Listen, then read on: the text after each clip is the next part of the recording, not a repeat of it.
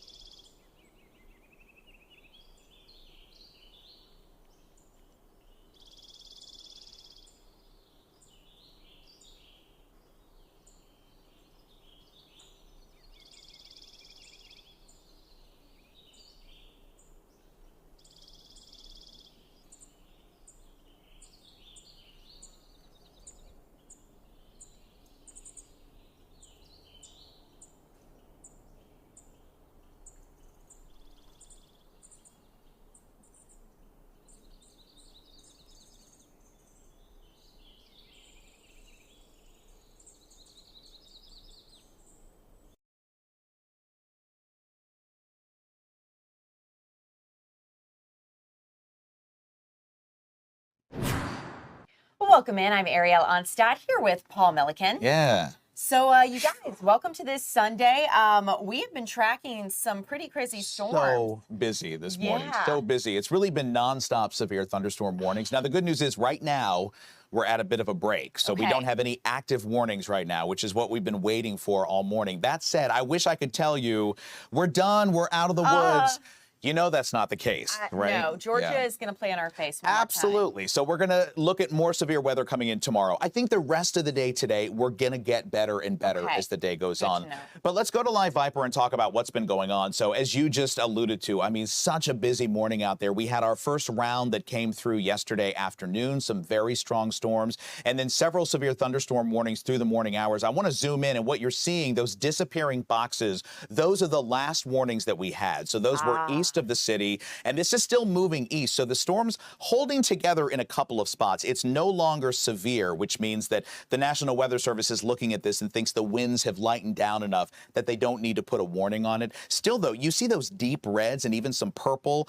That means we're still getting heavy rain in some spots and possibly even hail. I haven't seen any reports of hail this morning, but it certainly was a possibility. The big issue with these storms, though, the winds. So we're talking about winds possibly up to 60 miles per hour. That is super damaging. We can certainly have trees down. In fact, I know we've already had a few pictures come in of that. I haven't, again, seen any reports of hail, but it wouldn't surprise me. But just to zoom out there, the good news is you notice we still have activity moving over the state line there down around Columbus, so coming over from Alabama.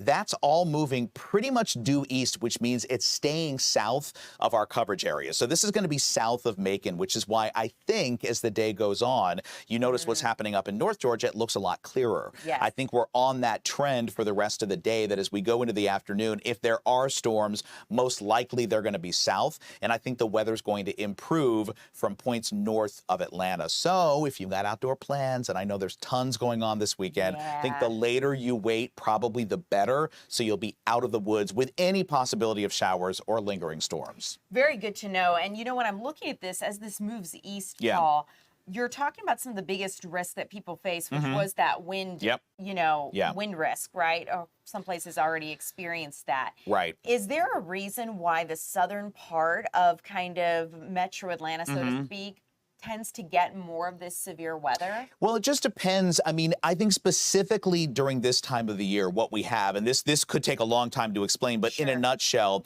we've got what we call the jet stream, which is sort of like the almost the escalator of the atmosphere. It's like the primary express route by which moisture comes in. And the jet stream dips a lot lower in the summer. And so as it gets lower and lower, you get activity further and further south, because the jet stream is also kind of a boundary between different air masses. So where you've got the cooler air to the north, the warmer air to the south, that's where you get the development of these storms. And so that's why this time of year, as you're saying, we typically start to see things moving further and further south. Now, in this case in particular, what's happening is that, so yesterday we had those storms come through, right? So we had strong storms yesterday. I think around 6 p.m. I started hearing thunder. Man, and it got dark so shook quickly. My house, right? It was really intense as it came through.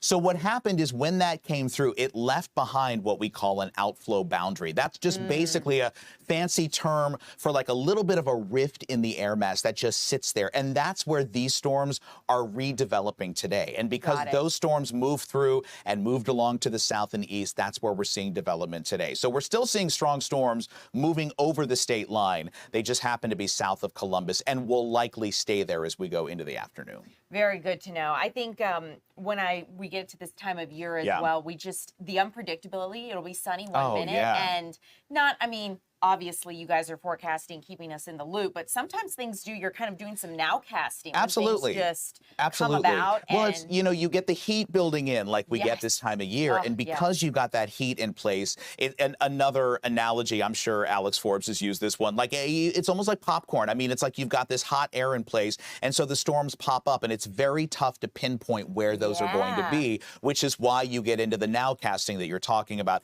This particular system, we knew it was going to come through. The timing on this was a little bit tricky. I was hoping that the bulk of this would be done earlier in the morning. Instead, it took really most of the morning while we were on air with Good Day Atlanta. But thankfully now, again, the heaviest stuff is way off to the east. There are no active warnings anymore. And in fact, if we flip over to the 7-day forecast, I'll tell you, things are much better from here. Now, tomorrow's another kind of half and half day. So we're going to start the day off tomorrow pretty dry. No big deal tomorrow morning. Tomorrow afternoon, we'll see pop-up showers and storms again. And I think those could come sort of in two waves, one a little bit earlier in the afternoon and the one a little bit later in the afternoon. Both of those, though, do pose a threat for severe weather. So just be on guard, keep the Fox 5 Storm Team app handy, keep it on Fox Local. There's the possibility we'll see some severe weather tomorrow. But look at Tuesday and Wednesday, much better. Like down to a 30%, which is nothing this time of year. So I think Tuesday and Wednesday look good. Thursday looks pretty good, too. The rain chance, unfortunately, starts to ramp back up by the weekend. I hate when we're in these patterns. And it's like we just can't. We need to just shift everything by like 2 or 3 days, right? So that the rain comes Monday and Tuesday, and then we dry out for the weekend. So unfortunately for now, and it's a ways off, but it looks like maybe next weekend, which I think, am I wrong? Is next Sunday Father's Day? It is, right? It is, yes. Sorry, Dad. And my parents do watch Fox Local. Dad, I promise I'll remember in time for next Sunday. But Saturday and Sunday, I think, unfortunately, next weekend, we could be dodging showers and storms. I would expect that. Georgia just, you know, it's playing some games. That's how we do it. That's how we do it. And, you know, to your point about being weather aware, I came home yesterday, and after that severe weather popped up, and my street was blocked off because a tree had fallen on some power lines. Crazy. It just happened. Yeah, so and I think we'll continue to see reports of that coming in today from what we saw this morning. As people are waking up, they're going to look out their window. They're going to look out and say, oh, wait a minute, where did that come from? Because, again, early this morning, we did have some very strong storms with those winds come through. So you always got to be weather aware. I mean, the good thing is we live what they call the city in the forest. We live amongst all the trees. The bad news is when these storms come through, it's easy to knock down those trees with 60-mile-per-hour winds. So true. Paul, thank you so much. Of course. I know we're going to be checking in with Caitlin. She's actually headed to the airport, and we're going to be getting some more information with her on flight delays and tracking some power outages and other things from the aftermath of this. But as always, you're incredible. So good to see you. Go take a break. I'll be back. And we'll see you back here at 10. I'll bring you some coffee. Oh, please. I love that. You got it. You guys, I need all the juice, so to speak, to get me through Sunday. Thanks, Paul. Okay, guys, let's get to some other news of your Sunday morning. A story we've been tracking is an 8-year-old boy who was shot, and this happened after a fight. So Let's go through the details about what we know. This happened Friday night in South Fulton at the Parks apartment community, and that 8-year-old is the only reported injury that we're aware of. Police detained several people on the scene. They arrested a woman and charged her with aggravated assault and possession of a firearm during the commission of a felony. So we'll continue to keep you updated as we learn new information.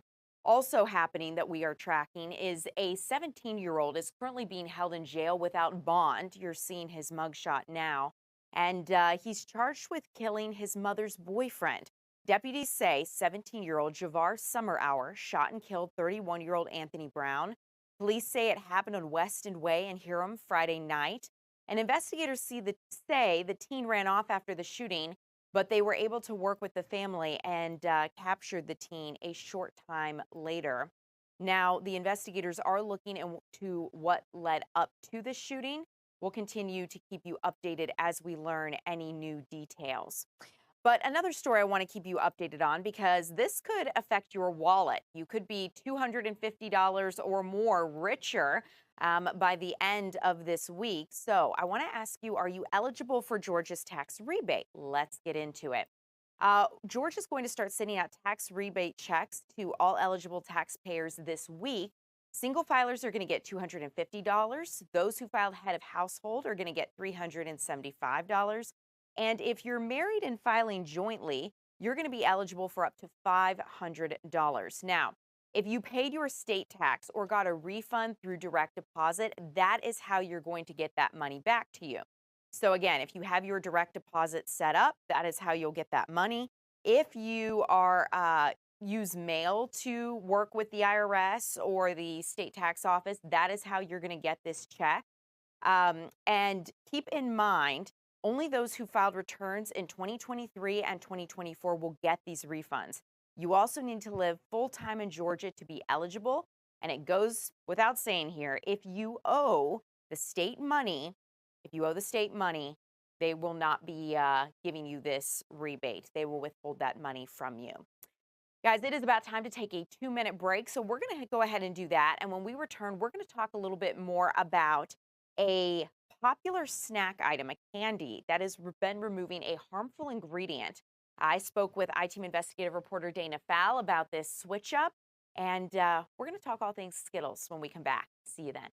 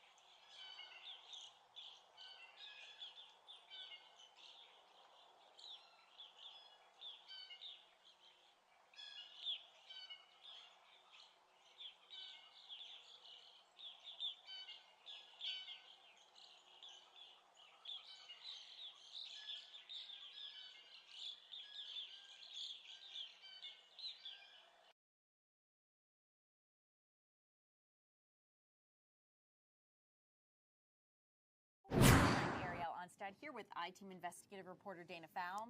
Dana, welcome. Thank you. Good to be back. So you guys, you may have heard this news, but one of your favorite candies, I'm going to assume maybe for some of you it's your favorite, probably not everybody, it's changed its recipe. And it's interesting because, Dana, you're finding out it's changing its recipe in the name of health, but at the same time, they're not really publicizing it. No, it's an interesting issue. It's something called titanium dioxide. And The candy. It's in your Skittles. And what it does is Skittles are bright and has cheery colors, and they're really shiny. Well, it's the titanium dioxide that gives it that glaze. Gives it that glaze. It's this powdery mineral that's really a color additive, and it's in all sorts of things, food items, but it's also in stuff like paint.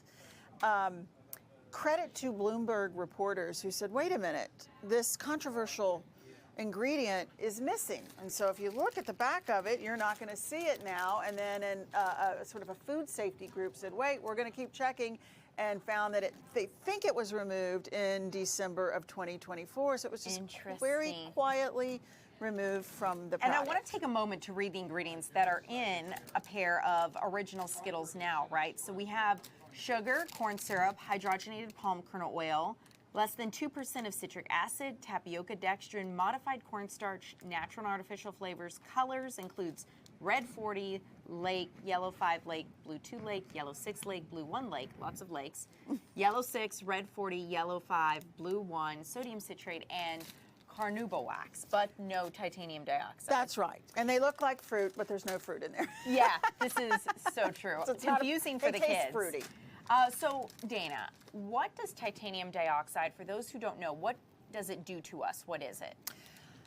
Well, it's believed by scientists to actually interrupt our DNA structure and can cause some sort of chromosomal damage. And that could mean they're talking about cancers. Now, this is marketed to children. Yes. You know, and you find it's one of the top candies now because you can take it to school, you can, not worry about it in Halloween baskets and buckets and handing it out. Lasts forever. And it lasts forever because kids with nut allergies can eat it. Yeah. So, but it's not new. Right. So, we're just talking about it right now, but it's been a conversation for a long time. It started coming into the American food source back in the 60s. It's FDA approved. We started getting toward the end of the 60s, and folks are doing more studies on it. God, are we sure it's safe? Are we sure it's safe? Right. Everyone says yes at the time. It is still safe. What they said was you digest it, but it doesn't go through, or it's not absorbed through the digestional tract. They were saying that it was kind of like fiber, like it kind of passes through. It kind of passes through like waste. So fast forward, conversation's still going on. Now we're at 2014. Conversation changes a little bit. The National Institutes of Health, which is NIH, you're familiar with that, reported, and I'm going to quote this, overwhelming evidence that titanium dioxide is in fact absorbed into our system. And what's different is they started to understand nanoparticles, the teeny tiny things you can't see, and that they were finding was starting to accumulate in our systems. And that came from the European food safety groups there. They're like, no, this is actually collecting and staying in our systems. And then the EU actually banned it from its food supply. There's so much to unpack here, and I think a lot of us, right, and I'm going to speak maybe even personally just for myself, I feel a frustration when I look at how progressive the EU is with banning certain ingredients, right, or certain things that have been found to be harmful. That's right. Here in America, we continue to serve these things. California is pretty progressive of all the states to say, hey, we're going to outlaw some of these ingredients. But, food companies, it's about efficiency, it's about cost. They want to make sure that they're delivering the most efficient product at the lowest cost. And you think about, well, what does that do to our health in the long run? Like, America created the fast food. We get it quick and efficient, but at what cost? Right. I mean, one of the reasons America is so successful at this fast and super processed food is we understand the science of what attracts you to food. Yes. And it's shiny. It's colorful. It's colorful. Yeah. These things, while you're not actively looking at it and going, oh, look how shiny and colorful, I think I want to eat that. Your brain's going, oh, look how shiny and colorful. It's like a slot machine at a casino. That's exactly what it's like. And so your brain wants to eat it. Yeah. And so America has that part of the science down. And the point is for you to buy this again. Yes. The point is when it's at the checkout counter, it's there at all the little hands so that they go, I want this, and it turns into this fight at the cash register. So another thought I had to unpack, right? First of all, I mean, we could wax on about, you know, EU food safety regulations, that sort of thing. Why don't we have some of these things here? But on the topic of something believed to be not harmful, and then later research shows actually with time, this has a greater impact than we initially realized. I think about pesticides, I think about Roundup, I think about a lot of other things that are in our food supply and that we consume every day that maybe in the beginning they thought, oh, this isn't really doing much to us, it's fine. And then they start to find out, like, those who live near golf courses have higher risks of Parkinson's or other cancers because of all the pesticides used to treat a golf course. You know, people who work with Roundup have a lot of health issues as things go on. And so it makes me question, what are we currently consuming, right? And this isn't to drive anyone crazy or scare anyone, but just more of the educational aspect. What are we eating now that will be the next titanium dioxide that we think isn't harmful? Well, this is what I think is interesting, and I think you're a data nerd, and I know a bunch of you are too. Yeah. So the Environmental Working Group, as I was looking this up, it'll tell you that titanium dioxide is in more than 3,000 products. Yeah. So that's a lot. That's everywhere. And so I was thinking, what could that possibly be? They have this Excel spreadsheet. Yeah. It makes me so excited. I love this. I love an Excel spreadsheet where it lists not only titanium, it's got all these tabs, and it's not just titanium dioxide. It's got all the stuff, the colors, the you know, all these names. Ingredients.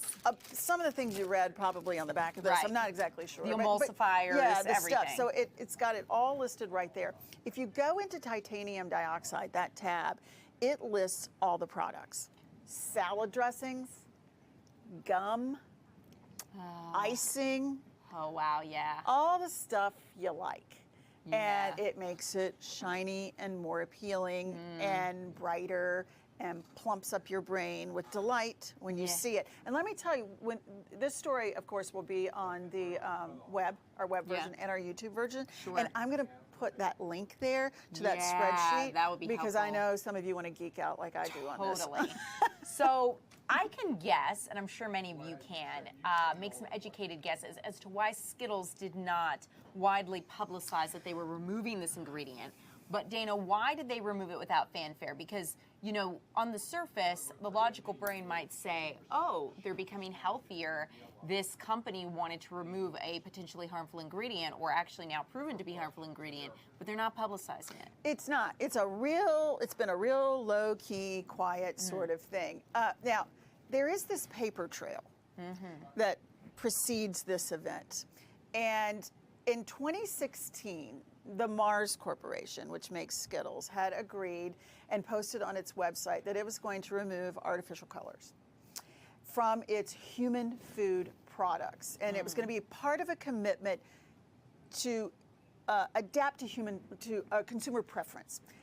FDA legal, they'll remind you of that. We don't put anything in there that is proven in terms of the FDA to be harmful. So it's in there, but we would like to make the switch because we believe there is a consumer preference. Nothing happened. Right. That was 2016 and didn't really happen. Right. Then there was this class action suit filed by someone in California. It didn't go anywhere. It was pulled back. Then comes a Health and Human Services Secretary, our new one, which is Robert F. Kennedy Jr., who is very vocal about what is in our food. That has been a platform of his before he took that post. Sure. There is some speculation that in December, perhaps they just didn't want the trouble down the road. Sure. But we can't say because they're not really talking. Yeah, right. Yeah, so. They haven't divulged their reasoning, so all we can do is speculate. Right. At the end of the day, we talked about, you know, okay, so we think this is gone, but it isn't really when you think about all the different foods we consume that it could be in.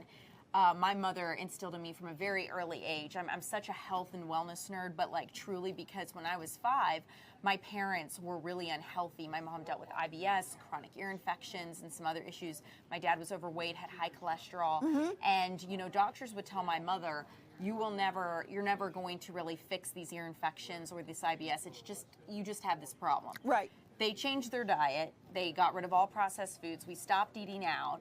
I remember for a large part of my life, like they were fermenting stuff. My dad had sourdough that was truly heinous. It was not what any of us would consider edible.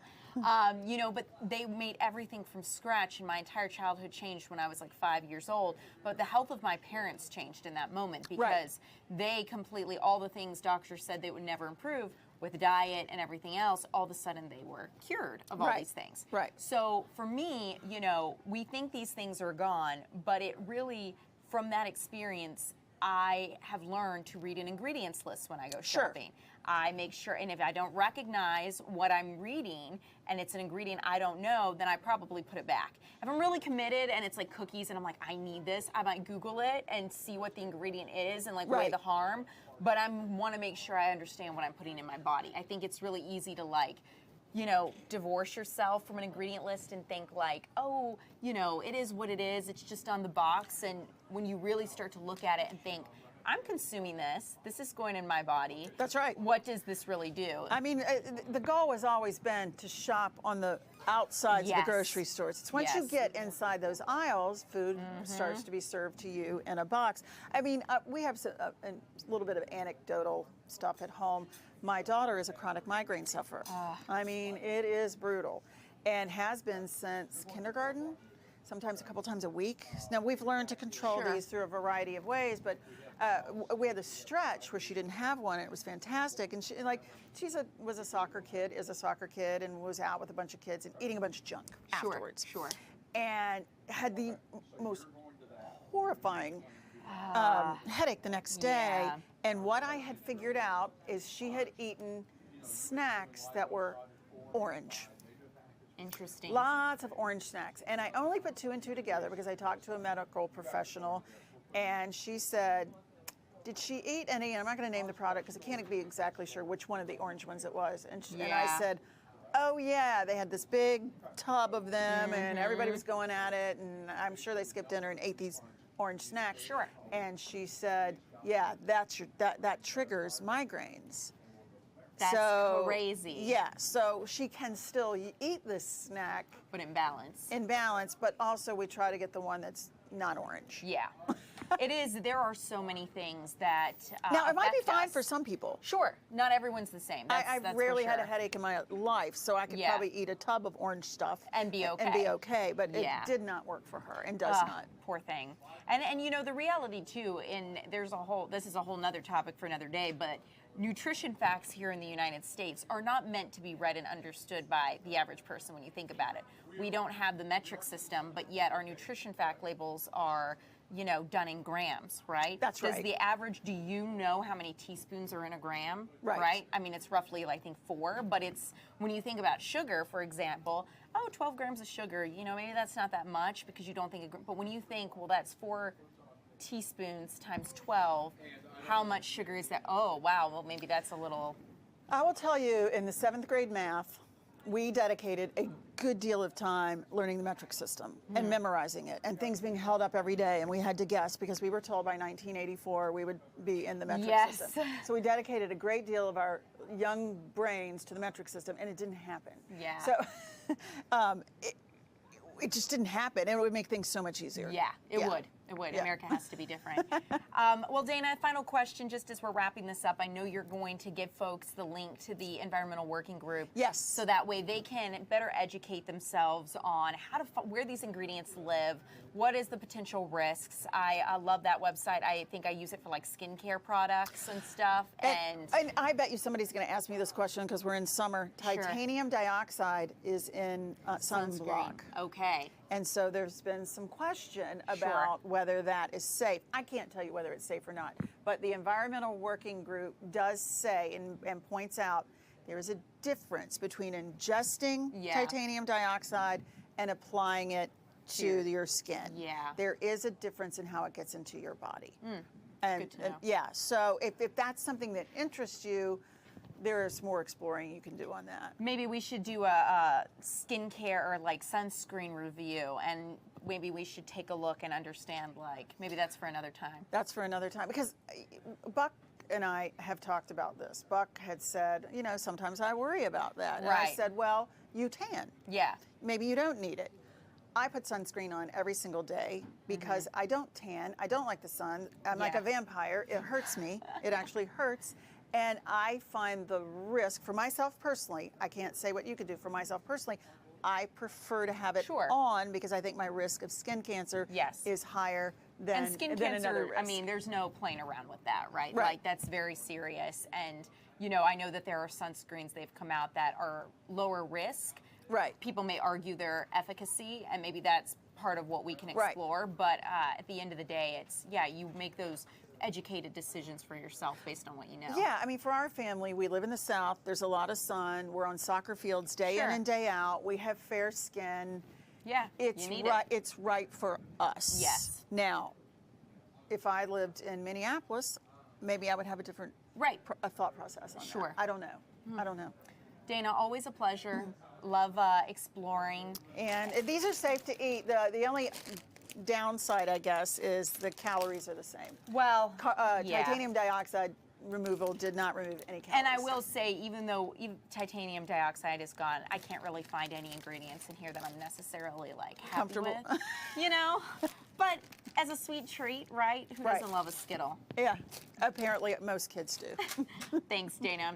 Well, thank you guys for streaming with us. We're going to go ahead and take a quick break, and we'll have more content for you coming up after this.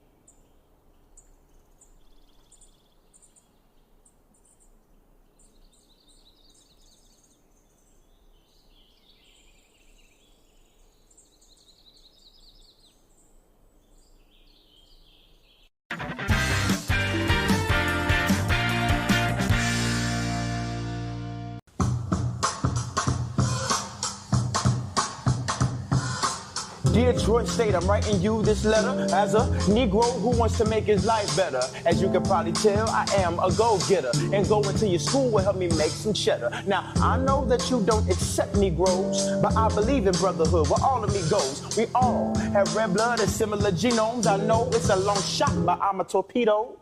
Sincerely, John Lewis. Well, it is finally here. Young John Lewis is a world premiere musical at Theatrical Outfit here in Atlanta. As you can tell by the title, it tells the story of a man that is so important to the city, to the country at large. We're talking about the great John Lewis. And so let's talk about the guys who made this show possible, because this is not a couple weeks of work. This is not a few months of work. This is years of work, and it's finally here. And I know these two guys are so excited. Salmayene 24, I want to start with you. When did this project come to you? So Matt Torney approached me in 2019 with an idea. This was right as he got the job as the artistic director here at Theatrical Outfit. He said, hey, I've got 3 words for you, Young John Lewis, and it's a musical. Are you in? And I said, yes, absolutely. Yeah. And so how much at that point did you know about John Lewis? Not much. I knew he was a congressman, and I knew he had something to do with the civil rights movement. Right. But as I began to do my research and then really talk to the people who knew him as a congressman and knew him when he was a young man in SNCC and in the civil rights movement, I really just fell in love with his spirit and his legacy and his life. Yeah, and so what has kind of surprised you about John Lewis as you've learned about this man, this human being? What has surprised you or did you not expect about him? One, his sense of humor. Everybody I spoke to talked about how much he loved to laugh and how much he loved life. Yeah. And then just his deep courage. I knew he was courageous, but to really put your life on the line for a cause outside of yourself is just something magnificent. Yeah. Okay, I want to pull back the curtain for a minute, like on your process, your creative process. So you get this idea, young John Lewis, all right? So you're going to be writing the lyrics in the book for this. Are you just starting to jot down little turns of phrase? Or when you're reading about him, you think, oh, that might make a good line or a good lyric. How does that start? So you start with like major ideas and major like events, and then you figure out like what will make a good song. And then, you know, I met the great Eugene Russell, who is a composer. He's also a lyricist. He's also a saxophonist. So he comes to the table with more than just the ability to write songs. So we sort of learned each other's process. I'm also very musical too. So we were very great at just being generous and doing what was best for the show. Right. Dear Troy State, this is my second letter as a Negro who wants to make his life better. As you already know, I am a go-getter, and going to your school will help me make some cheddar. Now, I know that you don't accept Negroes, but I'm a pest to you just like a mosquito, and I still believe in brotherhood where all of me goes. This is my ballot. Please don't veto. Respectfully, John Lewis. We know Eugene here at Fox 5 Atlanta. I haven't seen you in a long time, and I got to say, like, look, I knew you were outstanding on stage. I don't think I knew you did all this stuff off stage, too, like composing. So same question for you. At what point did this young John Lewis idea come to you? So right around the pandemic, you know, when everything was shut down, you know, around here, I'm at the house minding my business, you know, and I get an email from Matt Turney, the artistic director. He had just become artistic director here at Theatrical Outfit. And he said, hey, you know, I just wanted to introduce myself to you. You know, I heard you done some shows here at the Outfit and, you know, I heard you done some things around the city. So it was just wanted to get to know you. Then he was like, by the way, we got a playwright, you know what I'm saying, that's going to be writing a piece about young John Lewis. He needs a composer. Can I connect you with him? And I said, of course. And so he connected me with Psalm, and we hit it off right away because we both love hip hop. I think maybe not the only part of Psalm's process, but a big part of his process in previous years had been people would kind of give him beats. He'd write to the beats. So he was like, give me some beats. I was like, I'm not one of them producers with just like a bunch of beats on a hard drive. I was like, I compose music based on what the show needs. I said, so let me hear what you got lyrically, and I will build something to it. So so I let him hear some beats, and he was like, I like that. And I was like, oh, I don't want to use that. It's a placeholder. That's fine, but I'm going to rebuild it. And he's been a good sport about me rebuilding stuff and replacing stuff. It's like, that was just a placeholder. I got something better. How important are Atlanta audiences to the future of this show? Oh my goodness, incredibly important. You are the final piece of the puzzle. With any play or any musical, your spirit that you bring into the room is sort of what's going to actually lift the entire production up off the ground. And I wonder, how does it feel for you guys? I mean, you're going to have young kids come in and see this show who don't know much about John Lewis at all. He's now been passed away for a couple of years. So this really might be their first exposure to who this man is and why he matters. How does it feel knowing that your work is exposing his work to new audiences? It feels great. I mean, you talk about the importance of the arts. You know, you're talking about the importance of storytelling by way of the arts and means by which you can reach younger generations, right? And that's why Psalm and I have made sure and insisted upon a through line of hip hop, because it's in so many ways the language of today's youth, right? The language that bridges so many communication gaps. And so knowing that we have that opportunity by way of hip hop and a few other things that are in the show too. It ain't just hip hop for other folks that like other stuff too, right? But it's a really cool opportunity to, by way of hip hop and a few other things that we put in the pot, to reach out and share some stories that young folks may not have been known about, and hopefully to get them encouraged to do some similar things and to cause some good trouble too. Absolutely. You never know who's going to be watching this show and will be inspired to do something because of it. So my last question, what is the immediate future for this? It's here, of course, through the month of June, and then where does it go next? So there's a local tour that's being constructed, and then the production is going up to Washington, D.C. At Mosaic Theater Company in D.C. So, we're excited to take it, to another one of John Lewis's homes, which is D.C., after having started here in Atlanta. Yeah. And then after that, the sky's the limit, guys. The limit. That's Cannot wait to see where this show goes. It is such an honor to speak with both of you. Appreciate you. Thanks for doing this and giving this gift to Atlanta. Thank you. Of course. All right. Young John Lewis on stage at Theatrical Outfit now.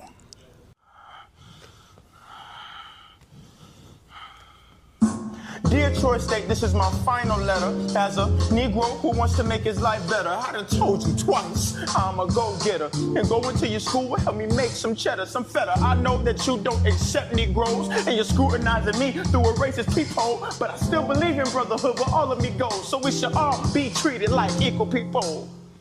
Adamantly, John Lewis.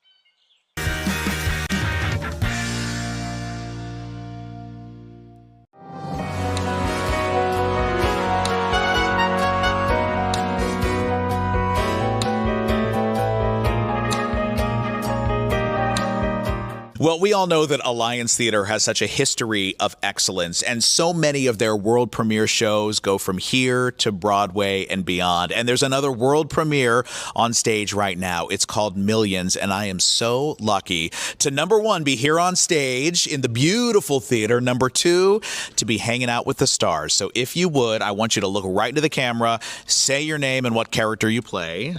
Hi, my name is Yair Kedar, and I play Anthony. And Hi, my name is Keenan Barrett, and I play Damien. And remember these names and faces because I think they're going places. First of all, let's talk a little bit about your character. For people that aren't familiar with Millions, what part does this role play in the story? So I play Damien's older brother. Yeah.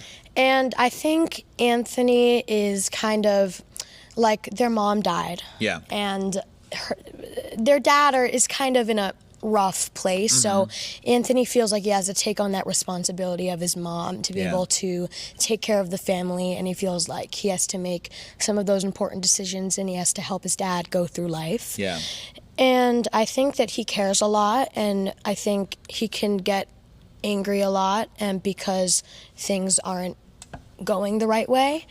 And I just think he cares about his family and he wants things to be great for them. Yeah, honestly, really relatable to, I think, what a lot of kids go through in life. Yeah. I think Anthony is definitely a very relatable role for a lot of kids who have to become an adult sooner than later. Right. Next up, tell me about your character. So, their mom was Catholic, and so Damien grabbed onto that. So now he can see saints, and so the whole family has different ways of coping with the loss, and Damien's is to put it through saints and all that stuff. So it's about the journey through loss. Let's talk about each of you and what led you to this moment. So how long have you been acting? I've been acting, I think, since I was around 7. I've been singing my whole life. My mom is a cantor, so I think I've been singing with her my whole life. And I started theater at my local theater company in Florida, Broadway Bound Academy. And I think that's kind of gotten me into this route, and they've really, really helped me and shaped me to get to here. Yeah, that's amazing. So you've had that training to get you where you need to be. Now, you were performing off-Broadway when the auditions for this came about. So was this just like another audition call, like, hey, there's this new musical, come try out for it?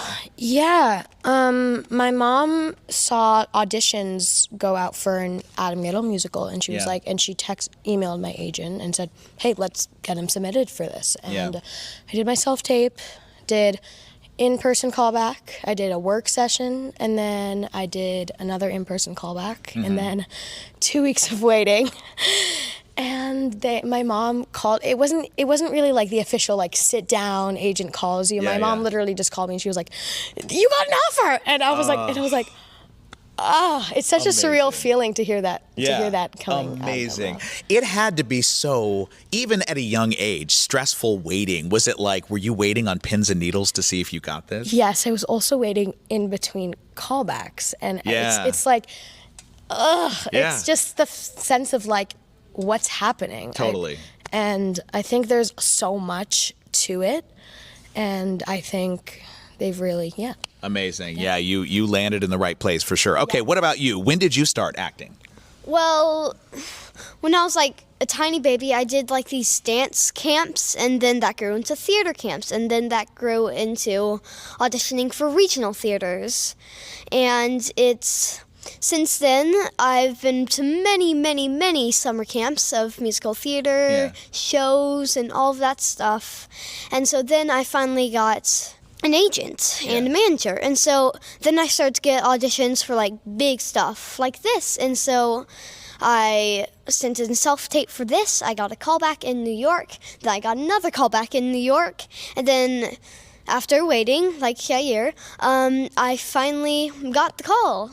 My voice was hoarse from screaming the next day. It was so like, this is my first like big thing. It was so amazing to just working. Well, so let's talk about this. It's your first big thing, and you're on stage with Tony Award winners. This is a pretty big first big thing. Yes, it is. All of them are so kind. Stephen, Ruthie, Schuler. They're so amazing to work with. They're funny. They're funny and serious when they need to be, and it's just super fun working with them. It's amazing. Yeah, that's great. What about for you? I mean, you're on stage with some of the best in the business. Yeah, I think, like Keenan said, they're so kind, and I think they all care about us so much, and they want what's best for us. And they're always there to help us if we need anything. And yeah, I think they're so talented, and I think everybody in this cast just goes so great together. Yeah. I think we all work great together. A perfect family of performers. I love Literally, that. Okay, yeah. so now let's talk about some of the fun stuff. So we've got this crazy set where things fly in and out. What is it like navigating that while you're still trying to act and give a performance? It is crazy. It's so meticulous. There's like, the house has to come on in the exact right place. There's light ladders. They have to fly out. There's spotlights. It's a lot. During tech, I got surprised every single day because there's so many like moving things, breaking things. It's amazing. It's crazy. How comfortable is the bed? I mean, it feels. I mean, honestly, it feels a little hard. Yeah. Where do you go next? Oh, I'm very, very, very big on manifesting. I love it. I think this should go to Broadway. Yes. I think that's what I want for this. I would love to go on Broadway with them, and I think that's one of my dreams. I'm a singer first. My life dream is to be a pop star. Ariana Grande is one of my favorite people. Oh, I love this. Okay. Yeah. So I have that theater world and I have that pop world, and I'm able to fit both of them. Yeah. And I think that's my life goals for now. Yeah. And so I'm hearing Tonys, Grammys, Oscar. Let's do the whole EGOT. Let's just do the whole EGOT. We got the future EGOT winner right here. That's amazing. I love that you love pop music too, and that that's a whole other part of your life. That's amazing. I think pop music has kind of inspired me for so many different things. Yeah. Also in my theater too. Absolutely. Yeah. Okay, what about you? Where do you see yourself going in the future? Like you said, Broadway, hopefully. I've also been inspired by different kind of music, K-pop. I feel like that also fits into the world of Broadway. I love acting. That's why I got into this whole thing. I love singing. Yep. Yeah. Amazing. When you win your first Tony, will you mention me in the acceptance speech? Maybe. That was not a yes, and I'm not happy about that. Okay, this interview is over. It's done. All right, guys. Thank you so much. Congratulations. Thank you so Break a much. leg for the rest of the run. I'll see you guys in New York. All right. Yeah. All right. Thank you.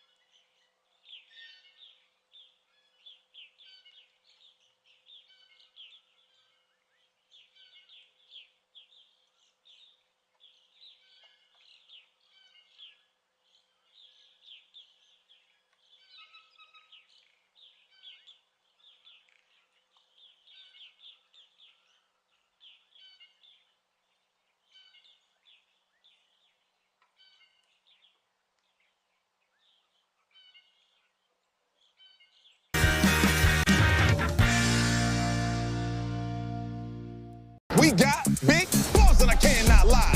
Those other shows can't deny. When the balls roll down on the itty bitty track and that round thing hits your back, you get smashed. Jay Pharoah, man, it's so good to see you. How are you? Too, man. How you doing? I'm so excited. Well, number one, I'm excited to see you, but I love this show. Yeah. I'm so excited.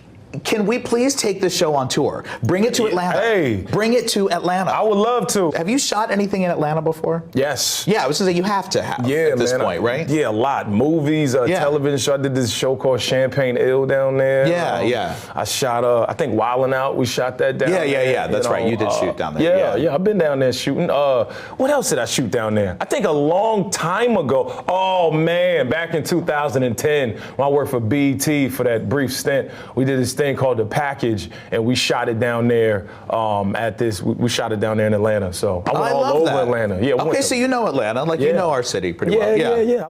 Oh my God. Look at those balls. They look like they're on one of those Fox game shows. I can't believe you shoot this show in Belgium. Hey, man. What is that like? We did this bit, this Sir Mix-a-Lot bit, and getting the crowd to clap on beat was one of the most challenging things I've ever experienced. Now, I got them to finally do it, but just imagine my American behind just running back, looking at them like, this is amazing. And they finally were like, I was like, and then they just kept doing it. The outtakes of that would be like social media gold. I don't know why they didn't put it up. It needs to be out there. Are you guys trying to go viral? What are we trying to do? Come on. What are we doing? This show, though, this show is like made for viral moments. Like the things people say and do. Would you like to be a contestant on the show? Like, do you think you would? I would too. I would love it. I want one of my aunts to go on the show just because she wear a lot of makeup, and I want her to get, I want her true self to be revealed. Oh no, that's so mean. Why would you do that? Nah, because she need to be herself. That's why.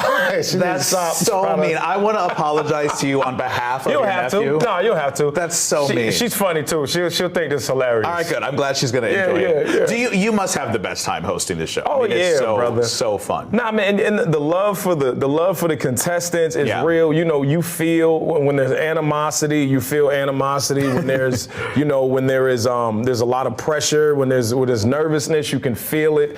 And you just want to calm people down, tell them just to have a good time, because at the end of the day, it's television, it's a show. Yeah, it's for fun. It's for fun. You're playing for $100,000, which could probably get you 2 pieces of bread. Right. But it's a fun thing. So just enjoy it and just try to think, because when you're nervous, it clouds up your mind. You can't think of the answers. Yeah. And I know that because me and my family been on Family Feud. Yeah, that's right. You have, Yeah, we have. I was very disappointed. You don't want anyone to go through what you went through. Nobody to go through what we went through. We knew the answers. So you think that Jason Statham is in the Fast and Furious movies? Yes, he was. I'm 100% sure. You standing on Dave Bautista.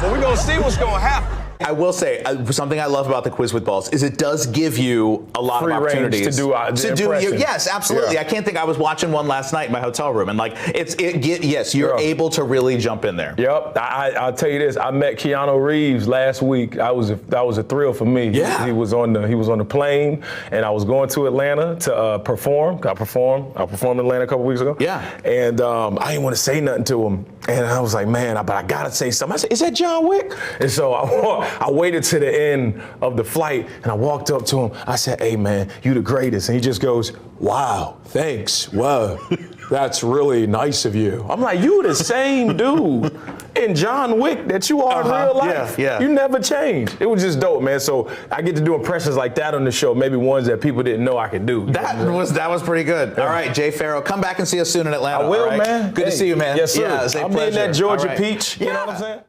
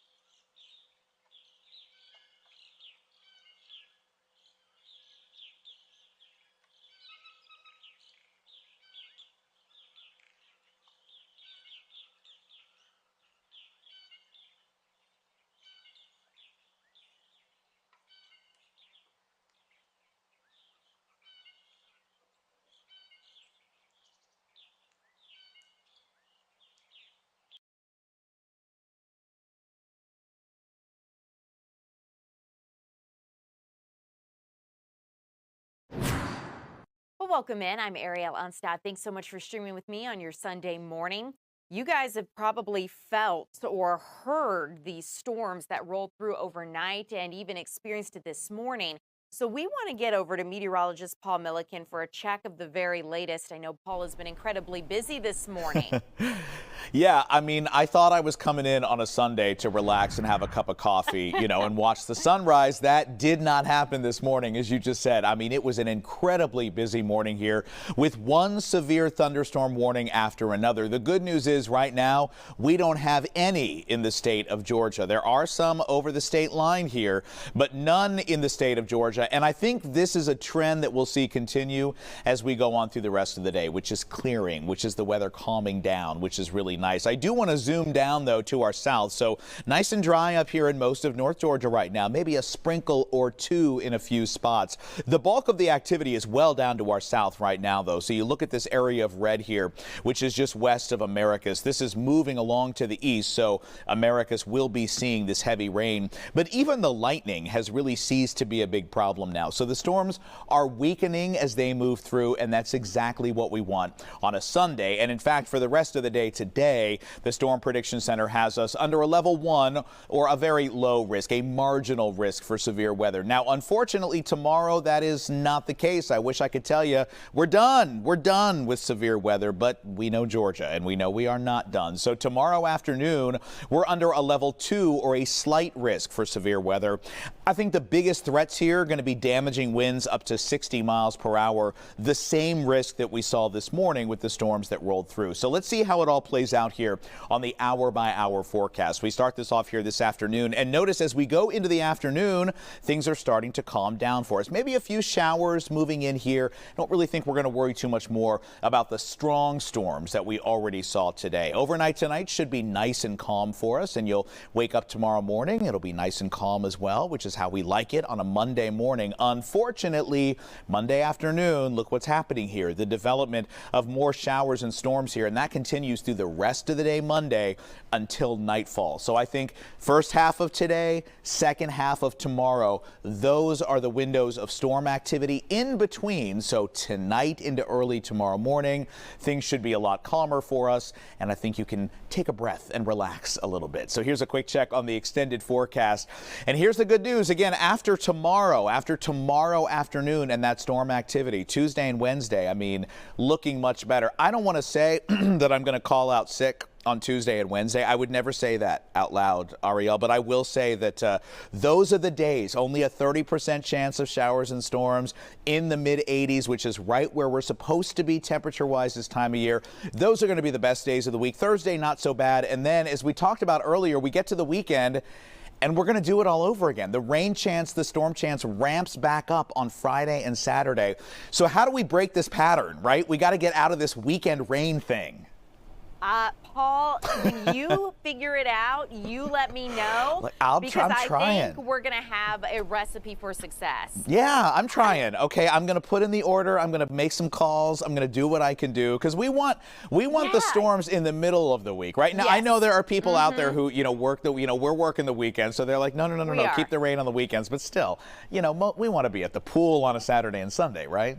Speaking my language, Paul, I'm just impressed that you've managed to keep us below 90 for pretty much all week. Not bad, right? Not bad at all. I mean, yesterday we were in the 90s. It was so hot yesterday. And now we've dropped, and our normal for this time of year is mid-80s. So we're right where we're supposed to be for basically the entire week. It'll be hot on Thursday up at 89. But yeah, this is not so bad. And remember, we're like, a week and a half, 2 weeks away from the official start of summer. It's only just begun. Wow. I mean, we still got a few months to talk about 90s. Paul, thank you so much. We're going to be checking back in with you again in a little bit. You guys, hopefully you can get out and enjoy a little bit of that nice weather. A little warm, but still nice Tuesday and Wednesday. However, if you are traveling today, and maybe that's a part of what you have going on into this next week, we want to let you know what to expect if you're flying out of Hartsfield-Jackson at any point today, because flight delays have been increasing throughout the morning. Our Caitlin Pratt has been live at the airport. She joins us to give us an update. Caitlin, what are you seeing? What is the airport like at this time? Hey, Ariel, good morning to you. Yes, world's busiest airport, always a great indication of what the weather's doing outside, right? Because any sort of severe weather, dicey situation, it trickles down into departures and arrivals here at Hartsfield-Jackson. So let me give you an idea. I'm in the north terminal here at the departures area. I'm going to go up to the board and you can see for yourself. According to FlightAware, their misery map, always a great indicator of how we're doing here. 223 delays at this point, 12 cancellations. It doesn't matter destinations in particular, just kind of equal opportunity as far as these departures go and these delays due to likely weather at this point. And the airport, not the only place being affected by this morning's strong storms, that's for sure. If we want to play some video from the surrounding area here in North Georgia, so much of the metro area was socked by those storms last night. In fact, GEMA reporting that one person was killed as a result of storm-related damage, a tree crashing down on that person's car. This was in Banks County, and the governor even acknowledging that on X, saying that he was thinking of that family, and also thanking first responders for going to help people in these tough situations during these weather emergencies. So just something to keep in mind here as we return here to the airport this morning at the North Checkpoint, where there's so many delays stacking up. Atlanta, one of the worst right now, unfortunately, in the nation. But I guess that's what comes with being one of the busiest airports, the world's busiest airport. So we're going to continue to monitor the situation here at Hartsfield-Jackson. In the meantime, I'm going to send it back to you, Ariel, in the studio. Thank you so much for giving us that look. We'll be checking back in with you to see how things progress. I know we've been watching this throughout the morning, and at one point it's 150. The next thing you know, it's getting close to 200. So we'll be checking back in with you for the latest in a little bit. Okay, guys, bringing it back here to studio, I want to keep you updated on some news that we have been following. A major story. An 8-year-old has been shot after a large fight. So let's get to the video of that and catch you up on the details we know there. Now, this happened Friday night in South Fulton at the Parks apartment community. And that 8-year-old is the only reported injury that we're aware of. Police detained several people on the scene. They arrested a woman and charged her with aggravated assault and possession of a firearm during the commission of a felony. So good news is that 8-year-old is recovering after being shot in the leg, but we are working to learn more details about this and we'll keep you updated. Another major update to a story we've been tracking is a 17-year-old is currently being held in the jail without bond, accused of killing his mother's boyfriend. Now, deputies say 17-year-old Javar Summerhour shot and killed 31-year-old Anthony Brown. This happened on Weston Way in Hiram Friday night. Investigators say the teen ran off after the shooting, but they were able to work with his family, find out where he was, and capture him a short time later. Investigators are looking into what led up to that shooting, and we'll continue to keep you updated. Another thing to keep in mind, by the end of this week, you could have more money in your pocket. So let's get into it. Georgia is going to start sending out their tax rebates this week. And if you're on the list, you could get anywhere from $250 to $500. So let's break down what you could be eligible for. Single filers get $250. Those who filed head of household get $375. And married filers are going to get up to $500. If you paid your state tax or got a refund through direct deposit, that's how your money's going to arrive. Otherwise, you're going to get an actual check. But note, only those who filed returns in 2023 and 2024 are going to get these refunds. You need to live full-time here in the state of Georgia to be eligible, and it does go without saying here, you guys, if you owe any money to the state, they are going to withhold this money and you will not get the rebate. Another story we're tracking for tomorrow, so keep in mind, Monday, we know that a trial is going to begin for a man accused of shooting an APD officer. Now, he's also one of the defendants who separated his case from the others in the YSL RICO trial. We're talking about Christian Eppinger. Investigators say he shot Officer David Rogers 6 times as police tried to arrest him on Old Hapeville Road in February of 2022. Now, Officer Roger, he survived this, but we know that Eppinger is also accused of using a laptop during the trial in 2023 to communicate with other YSL members who were not in custody. So we'll keep you updated on the latest with this trial. Again, that is expected to start tomorrow. Also expected to happen this week, a report on Atlanta's homeless population. So we're expected to get new information on how many people are living on Atlanta's streets and the city's policies to help those who are struggling. The final homelessness task force is expected to be released on Tuesday. In a report released at the end of April, the group found that the city's shelters and temporary housing solutions for the homeless were inadequate and needed an overhaul. So we'll see what this report says and how the suggestions they make for improvement are received. We'll keep you updated there. But I do want to take you back to a piece of video, an incredible piece of video, as 2 officers in Sandy Springs worked to save a choking child. So let's get into this. We know that police just released this body cam video. First responders saved this infant's life back in March. Sergeant William Nelson and Officer Jordan Enos were able to open up just enough of an airway for this baby to take in a breath before firefighters arrived. Now, the 2 have worked together for over a year, and both of these officers credit their relationship together with being able to work in sync silently and try to save this baby. The baby had actually swallowed a pistachio and had to be taken to the hospital for surgery because that obstruction was just so deep. But that video is just incredible, absolutely heartwarming to see that child be okay and then be able to save its life. Well, moving away from some local news now to some national pieces of interest. We know that the Trump administration has sent 2,000 members of the California National Guard to Los Angeles to control clashes over immigration. Now, President Donald Trump ordered the deployment despite California Governor Gavin Newsom's objections. Protests became hostile yesterday in a predominantly Latino area of LA. That's where police say demonstrators threw rocks and cement at Border Patrol vehicles. You can see a vehicle there on fire. Agents answered back with tear gas and flashbang explosives.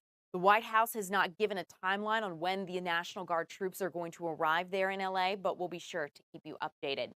Guys, it is time now to take a quick 2-minute break. When we return, we're going to have more news for you. I caught up with Dana Fowle, an I-Team investigative reporter, about what to expect if Congress passes the no taxes on tips bill. We're breaking it down for you in the next 2 minutes.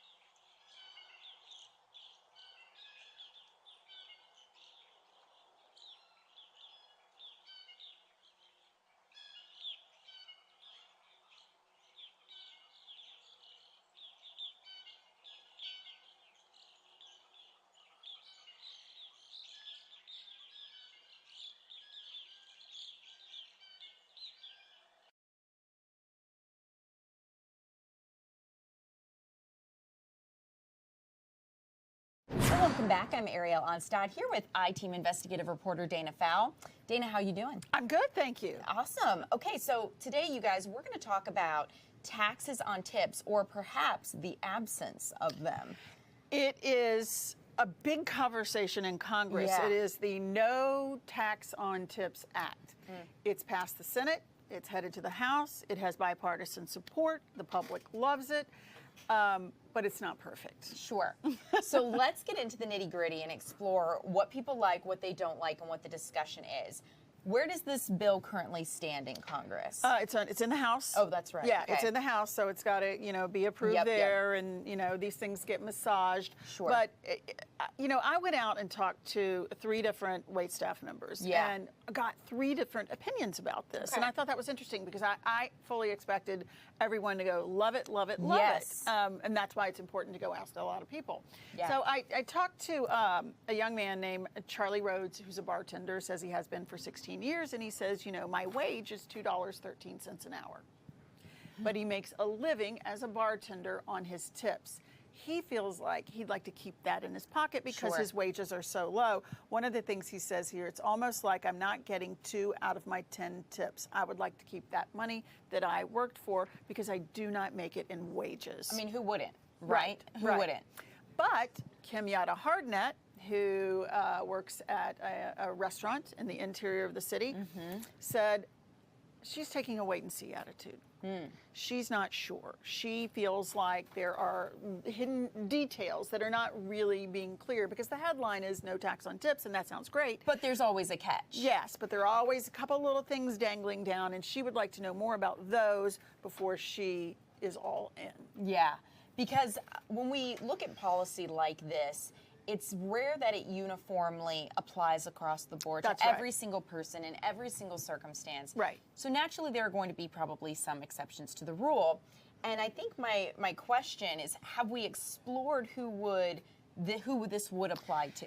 Well, let me tell you who might get caught in sort of a sticky spot. Yeah. And it's if you get the earned income tax credit, this could impact you negatively. Now, we went over and talked to an Emory Law professor, and his name is Professor Alex Zhang, and he says this about this. And he said, this is really important to understand, that the bill would essentially exempt all of the tips from federal income.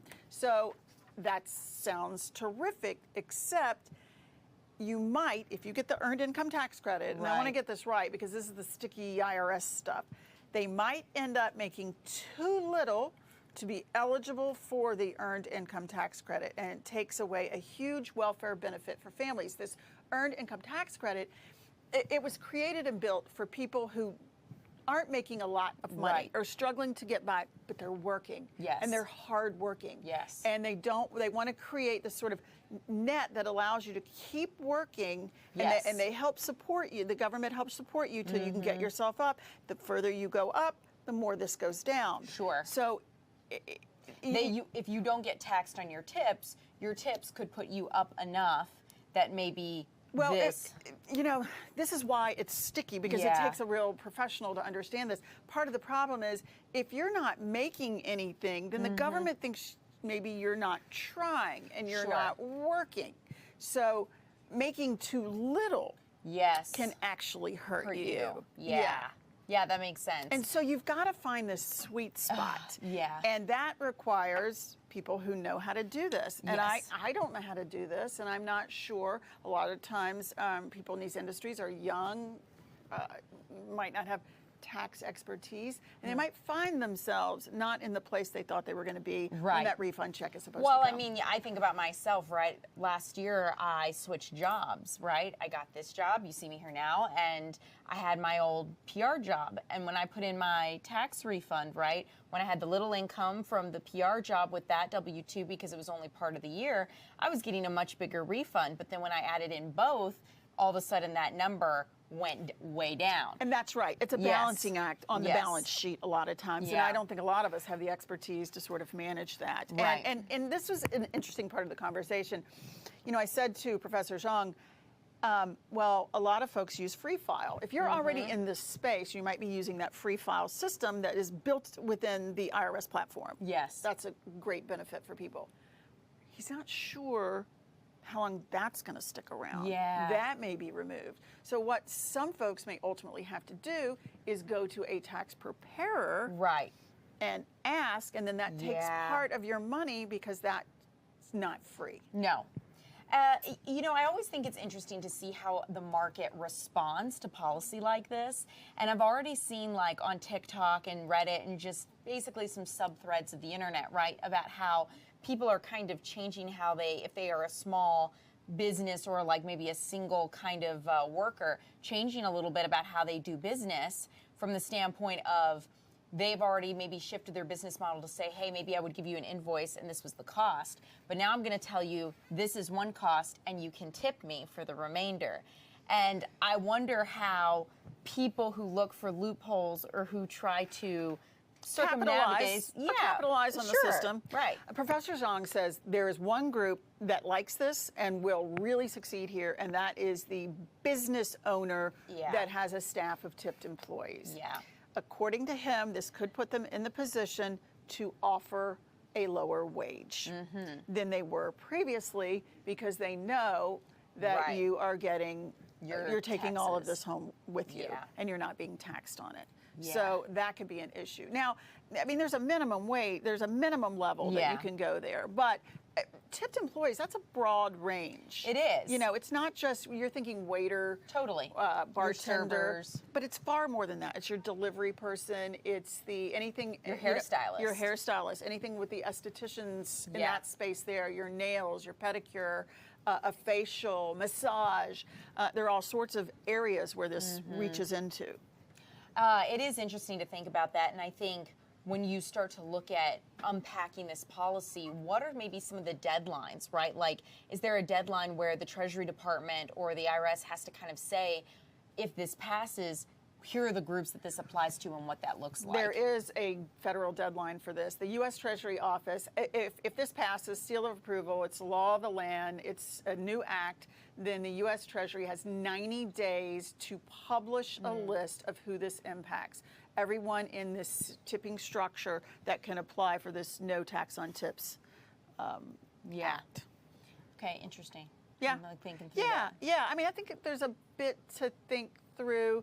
I mean, I told you I talked to a few people, and I was interesting. I talked to this another young lady who wait staff, bartender, who said she doesn't mind paying the taxes. And I was going to ask about that because one of the most common things I feel like I hear from people is they don't mind paying taxes, right? It's not that they have a problem. They understand that public services, you know, your infrastructure. Police, I mean, safety, this is how you get your roads done. This is how bridges are repaired. The common refrain I hear is just people feel like they aren't seeing enough value for the taxes that they are paying. Right, and she was very specific in what she wants. And the person I spoke to said, I don't mind paying it, but I want to see my libraries in better shape. I want to see my roads in better shape. Yeah. I want to see, you know, all the infrastructure, education, older Americans taken better care of. Now, other folks may have a different view on what they would like their tax money to go to. But she said, I don't mind paying it. And I'm afraid if we don't, what are the consequences? What are the consequences? Now, there's it's called what is this lab called? Budget Lab. It's at Yale. And so this is an interesting statistic. 2.5% of Americans are in tip trades. So that's not a whole lot of us. That's not a whole lot of us. So it doesn't help people who are considered what is called the working poor if they're not in a tipped trade. Yeah. So they're still exactly where they were before. Sure. I think it's very fascinating when you see what a policy claims to do, and then you get to see, hey, does this actually bear the fruit or pan out how people expect? And I know that people are talking about how they hope, right, this is going to give a lot of families a leg up, but the way our tax structure works and everything else, it can be challenging. It can be a challenge. And here's something else Mr. Zhang brought up, and I hope I can explain it, because I think it's a little hard to explain if you're not an expert. Let's do it. But let me try. One of the things he said, which could be an unintended consequence here, is, let's say this passes, goes on for 5 or 10 years, something like that. You know how things change. We decide as Americans we don't like this anymore, so we take it away. So what has now been created is a breadcrumb path for all these employers who have tipped employees. All of this now goes into the IRS data bank. Yeah. So now they know really the average of what tips are being made. Yeah. And when they come back to impose a real tax on tips again, it will be different and based on real data that the actual servers gave to the government. You guys, Right. I don't know that I love that. Somebody who's in high school today who may need this for, taxing, need these tip structures Sure. when they're 25 trying to pay off a car loan or this, that, and the other. You've got you're out of college, you've got your job, you're doing a little something on the weekends to make extra money. Down the road, this could hit you. Yeah. I mean, it's not going to be the folks right now. Yeah. It's always a trade, right? You're never getting something for nothing, and it's like, if you are getting more money back, maybe there's more information that's collected on you or more data that the government has, and what does that look like, right? It's not for me to say, but at the same time, it's down the line. You look at the effects of this, and if suddenly they have more data on what you're actually making and it's less under the table, out of pocket, that's a consideration. Right. So this gives the government more data. It gives your employer more of an opportunity to reconsider wages. Yeah. You still may be okay with it. I mean, it's an amazing headline. Yeah, it is an amazing headline. No tax on tips. Has a pretty good alliteration Yeah. too. But there are some sort of things that dangle and hang out here, and things to consider. And I did recognize that I spoke to 3 different people who did have 3 different opinions. And that's unexpected, in my opinion. You would think, I was not expecting that. Yeah, if you earn your wage through tips, that you would be for this, right? Pretty soundly. So, anything else that the folks you interviewed told you about, or maybe the professor that you didn't get to really share, that I can ask you now? Well, it was I didn't include in the original story the part about what the government would create, the sort of data files. Yeah. That was the information that didn't get included. So I'm glad we were able to bring that up here, because and discuss it was that. It was a little challenging to do in the sort of the tight structure of a story, but in a conversation it's easier to explain. But it's definitely a consideration. It's something to follow.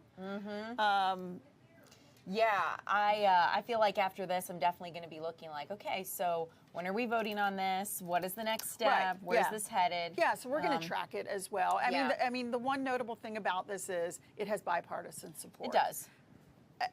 By and large, everyone's on board with this. So there is no reason to believe it will not sail through. The one thing Mr. Zhang said is, though, because these issues might be coming up, it could be massaged a little bit to have the earned income tax credit adjusted a little bit to consider this. But I don't know that yet. And I would assume as this goes on, we're going to learn a little bit more about, like, hey, does this affect Social Security, or what does that look like? What does that look like? Yeah. And I wish I could answer that question. I actually cannot answer that question, but that is something we're going to sort of poke around into next when this happens. It's one of those things where it's just like tangential spaces where this could go. Yeah. How do you pull from something if you weren't paying into it to the same way? How does that work? Yeah, I don't know. Well, Dana, thank you so much. I appreciate it. You guys can always reach out to Dana with any story ideas, tips. Dana at, no, what is it? Dana.Fowl. Thank That's you, right. at fox.com. Amen. Thank you guys for streaming with us. Feel free to send your story ideas to Dana, questions. If you want to talk to us about no tax on tips and how you're feeling about it, feel free to send her an email. Yeah. We hope you have a great day. if you have some experience, let me know. Yeah, absolutely. That would be helpful, weighing in on the conversation.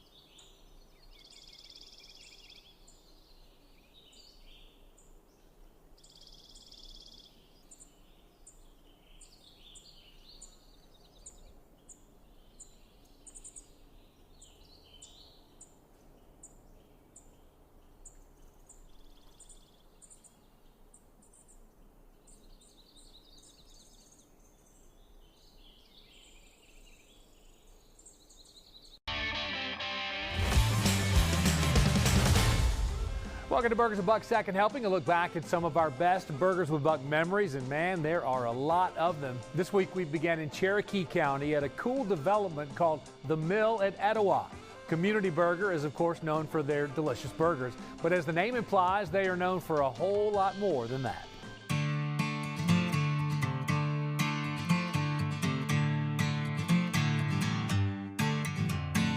All right, burger lovers, we hear you. You've said, Buck, you never get outside the perimeter to taste a burger. We've done it. We're way OTP this week. We're in Canton. We're at the Mill at Etowah, hanging out with Todd.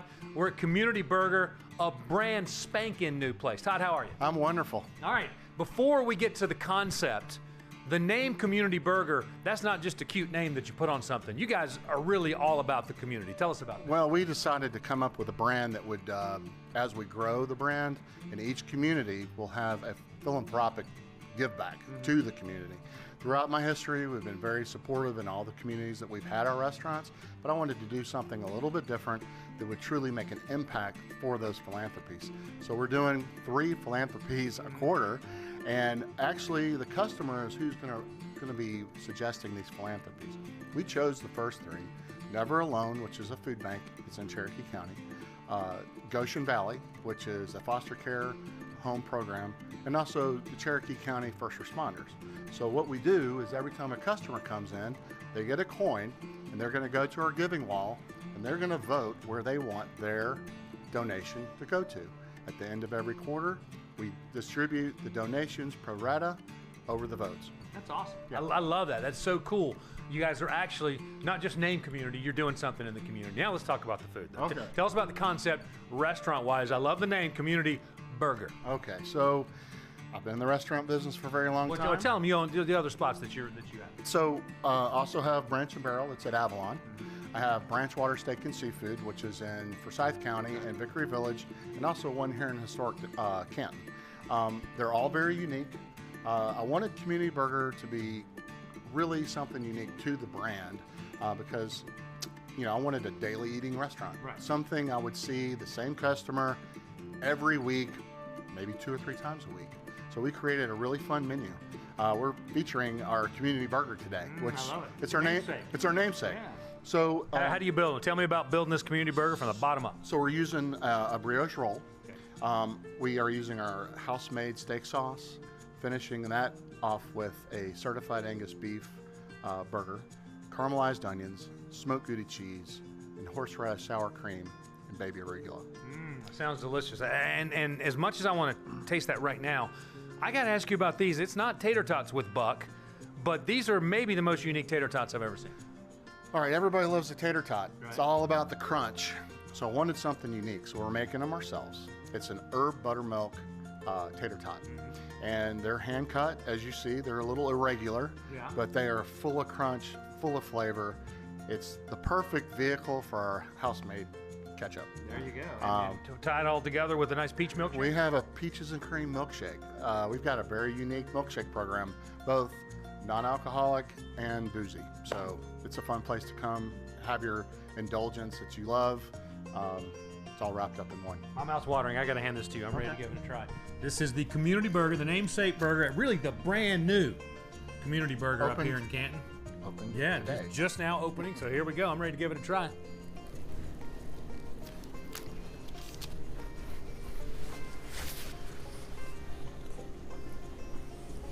Should probably taste one of these too.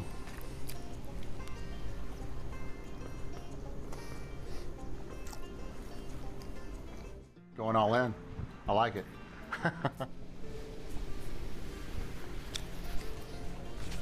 You're 3 for 3. All right. There it is right there. That's awesome. That is fantastic. Todd, thank you for this and for the good work you guys are doing in the Thank you community for as well. coming out and helping us kickstart this Absolutely. thing. Awesome. Thank you. Next stop, it's called Grits and Eggs Breakfast Kitchen, and believe me, they have all of your breakfast favorites like fish and grits, shrimp and grits, chicken and waffles, eggs Benedict omelets. You get the idea, right? But what if you're like me and sometimes you just want a great burger for breakfast?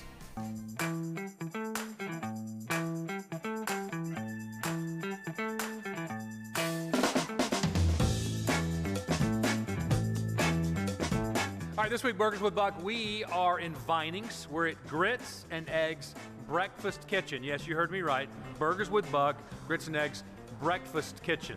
I'm here with Chef Rasul. How we doing, man? I'm doing fine. I'm doing fantastic today. Fantastic. I like it. I think I'm going to be soon, too. But let's first of all tell us about the concept here, because we're here for Burgers with Buck, but it's called Grits and Eggs Breakfast Kitchen. Yes, it is. Where we do breakfast and brunch all day long. Okay. You can buy brunch at 8 o'clock. You can buy breakfast at 3 o'clock. I like the way that sounds. So you can get a burger whenever you need one, right? Yes, yes. Because sometimes you just need one. You know what I mean? Sometimes you just need a burger. All right, before we get too deep into this, I want to hear a little bit about your credentials. You're Iron Chef. You're award-winning. I've seen it hanging on the wall. Tell me about your background. Yes, I've won Iron Chef. I've won on Chopped. I've won on Top Chef Canada. Last year I won the President's Award for the National Black Chef Association at the White House. This year I won it in Louisiana at Doogie Chase's restaurant. And I've worked for different reality shows, and I also have a show coming out myself called The Social Kitchen on VH1 through Millie TV. I mean, that's all nice and everything, but you've not yet gotten a thumbs up from Burgers with Buck. So we're going to see if, I hope that happens for you. We're going to find out. Now, before we get too much farther into this, I got a question. You're from New York, right? Yes.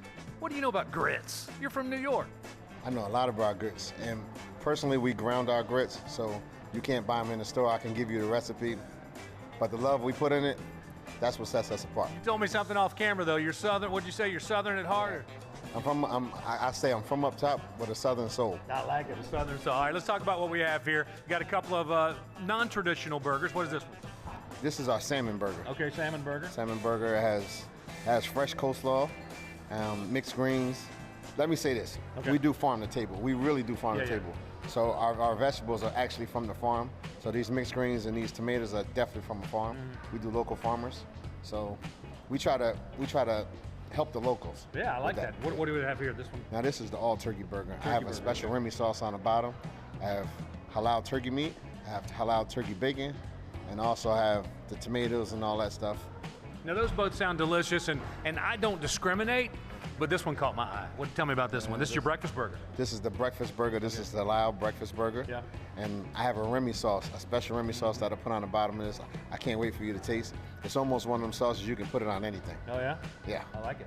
Yes. Sounds good. With the brioche bun and the egg over easy, man, it's a fantastic burger right there. I tell you, the toughest part for me was hearing about catfish and grits and fried chicken and waffles and all the other things on the menu. It's hard to choose what you want, I guess. It's real hard to choose. That catfish and grits and chicken and waffles are probably our number one, number two seller here. Well, catfish and grits with Buck might be my next segment. For now, we're going to do burgers. Can I hand you this, Chef? Yes. All right. I'm ready to give it a try. The breakfast burger, here we are. Grits and Eggs Breakfast Kitchen here in Vinings. Looks like a beautiful mess.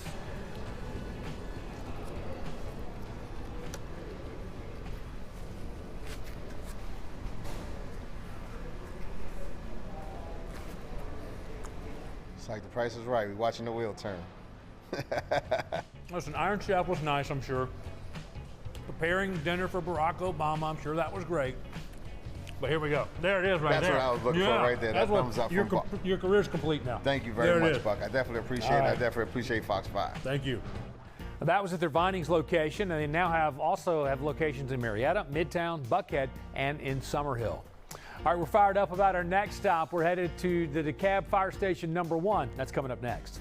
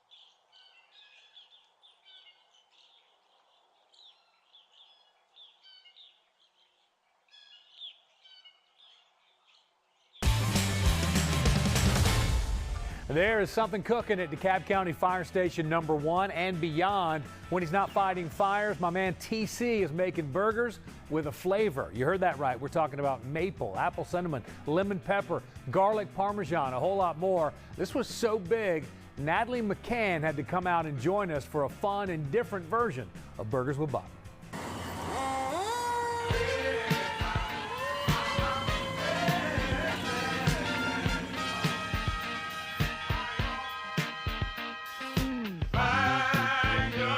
All right, this week, Burgers with Buck, we are doing something entirely different.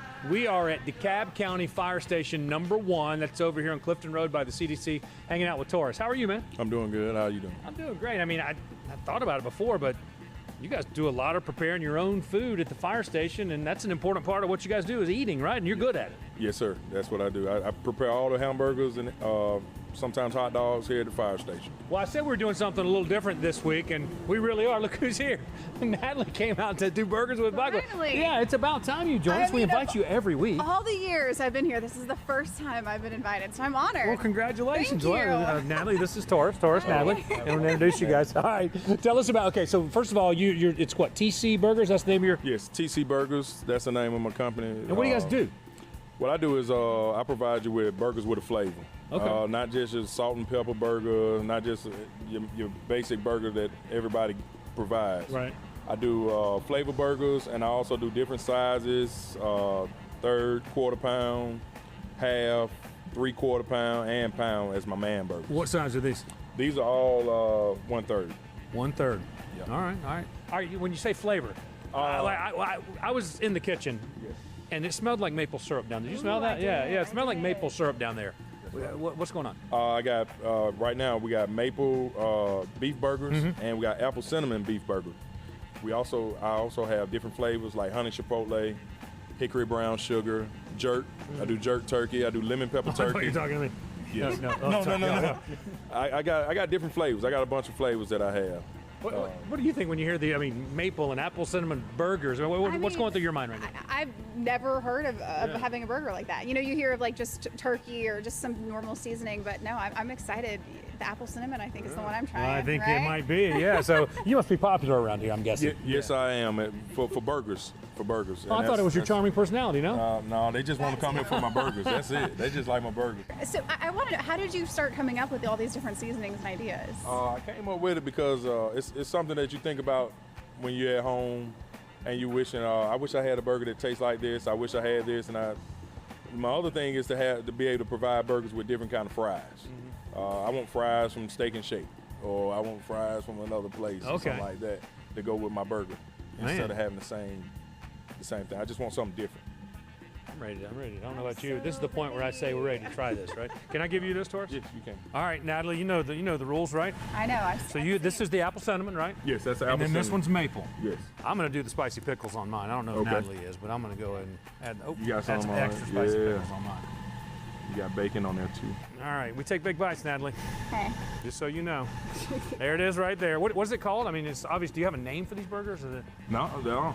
Right now you just got, yeah. We're going to work on a clever, catchy name, right? Cheers, here we go. Maple and apple cinnamon.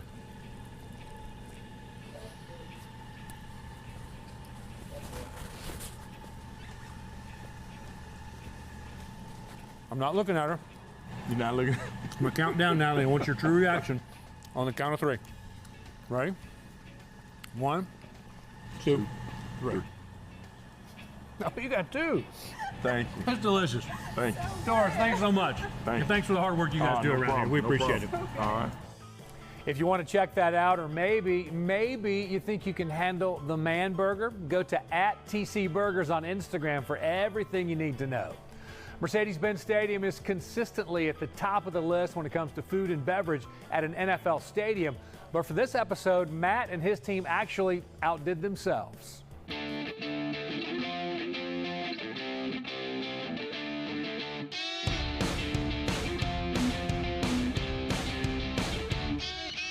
All right, this week, Burgers with Buck, we are at, where else? It's game week, right? We're at Mercedes-Benz Stadium hanging out with Matt. How you, man? Doing good. Glad to have you here. Glad to be here. Okay, so we got that college football Chick-fil-A kickoff. That's behind us. Now we're looking forward to the NFL season. Falcon Saints. What a great way to open it up. This place is going to be nuts in a couple of days. Home opener. We're excited. We are ready. Is this the Falcons Burger and the Saints Burger? Is that how it works? Yeah, exactly. That's why we did it. Look at that. I was thinking, though, I stress out if 2 people are coming over for dinner at my house. You've got 70,000 coming over for dinner on Sunday. How do you feel about that? Yeah. We've built an amazing team here at Mercedes-Benz Stadium, so we are locked and loaded and ready. All right, well, let's talk about what we have in front of us because size matters, right? This is true. Okay, this is so true, Buck. this is your regular burger. This is just our regular standard burger at concessions. Looking at it next to this Beast Burger, it looks like a little slider, but this is this is a pretty decent sized burger. You're right. Now, this one is, I would call beyond decent size. How many ounces is this patty? That is a 3-pound beef patty. That is custom blend, brisket, chuck, short rib. And we mix a little pimento cheese in there as well, some shredded cheese, so really, really good stuff. And this was called the appropriately named? This is the Beast Burger, Buck. Oh, I thought it was the Buck Burger. It's the Beast Burger. Yes, okay. yes. Hey, we can rename it. Yeah, there you go. All right, we talked about the patty a little bit, but here's the thing. Here's the thing that stands out to me about this. I've done big burgers at other places. This is not a gimmick. No, when I watched you build this, the ingredients involved, these are high-end ingredients. So tell us how you put this thing together from the bun and the whole deal. Yeah, so we put some thought into this. Again, it's not a gimmick burger. This is made to be eaten. So starting off with that beef patty, custom blend, mix it all together, mix the pimento cheese in there. And then starting from the bottom of the burger, we do some due south Georgia pepper relish, amazing stuff. Then we have the Newski thick slab bacon on there, some lettuce, sliced Roma tomatoes, and then the sesame seed bun. And another thing that kind of stands out to me is it's an affordable thing. When you think about, probably you could feed your family of 4 with this, maybe? Yeah, easily. Yeah, this we've served it in the suites. This coming season, we're serving it in concessions, so look out for that. We will probably slice it in quarters, but I have yet to see somebody actually manhandle this burger, pick it up, and eat it like a burger should be eaten. So I'm hoping that's what we can do today. Did you say manhandle? Yes, I did. Let's do it. So this is not available, just so everybody understands, it's not available all the time, but on special. How will people know? Yeah, so check out social media. We're going to put that out there. We do a special in Molly B's. So this is named after Arthur's mom, and it's Molly Blank. And we do about 50 items. Really cool. We just do 50 of them. So once they're gone, they're gone. So get them while they last, and maybe look to you for next time we do it. Well, I see why you invited me and not Paul Milliken this week. I mean, I get that. I'll tell you what, I'm going to go ahead and hand this to you. What was the word you used again to do this? It was all right, we got to manhandle this thing. So you pick that up like a regular burger. I want the viewers at home to watch this. Just for perspective, there you go. You see the size there, okay. All right, let's see it. Here we go. The Beast. Look at that thing. I've never been intimidated by a burger before, and I'm not today, Chef. Big. Oh, yes. Oh, he took a nice bite out of that, too. Oh, that's what it's supposed to do. It's supposed to be messy. Give him a second. Let it digest a little bit. I want to hear all those flavors. First the of bacon. all, you're a great play-by-play guy. Thank you. No doubt Appreciate about that. And secondly, that's too big for 1 thumbs up. That's going to get 2 right there. There we go. Delicious. That's what we want. Chef, thanks. Yeah. Go Falcons, beat those Saints. Absolutely. And Paul, we saved a little something for you if you're still hungry. We appreciate you coming by. All right. Oh, he's going for 2. I got a little work to do. Let's see it. Oh, yes. There it is. Love it. Coming up next, we're headed to Krog Street Market to check out a burger that is consistently near the top of almost every best burger in Atlanta lists.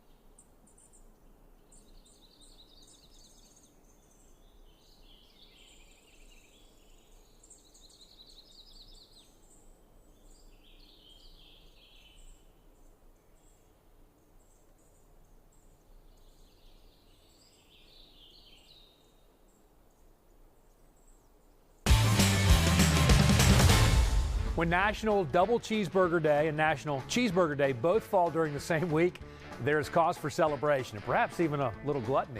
We could not think of a better place to celebrate such a wonderful week than at an Atlanta staple, Fred's Meat and Bread at Krog Street Market.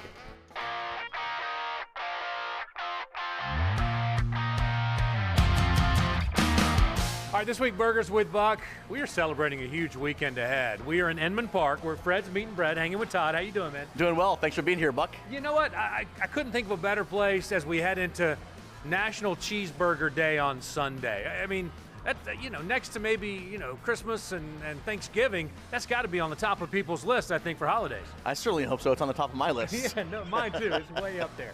Good to see you guys again. We came to Fred's many, many moons ago, and we had a delicious chickpea burger. Never experienced the actual cheeseburger that you guys do. Here it is right here behind us. Tell us a little bit about it and how you build this thing, and tell us, just put one together for us visually. Sure. It starts at our bakery, TGM Bread. We make all of our own buns. This is a pan de mie bun. Mm-hmm. We have freshly ground beef every day with chuck, brisket, and chuck flap. We grind it in-house, homemade pickles, American cheese, and that's about it. How long have you guys been over here now? This is the Krog Street Market. This area, it feels like it's been here forever now. It's just so established. Opened 2014 in Inman Park, and it's been great. We have Yalla Restaurant next door to Fred's, and Krog Street Market's been great off the Beltline. Tell me, how would you describe Fred's for people who haven't been here and checked it out? How would you describe Fred's? Classic Americana sandwiches. Yeah. So you take the best sandwiches that you've had, the cheesesteak, the grinder out of New York tri-state area. We do the burger, obviously. We do the chickpea burger, like you said earlier. We have a turkey sandwich, a tuna melt. So just sort of classic American sandwiches.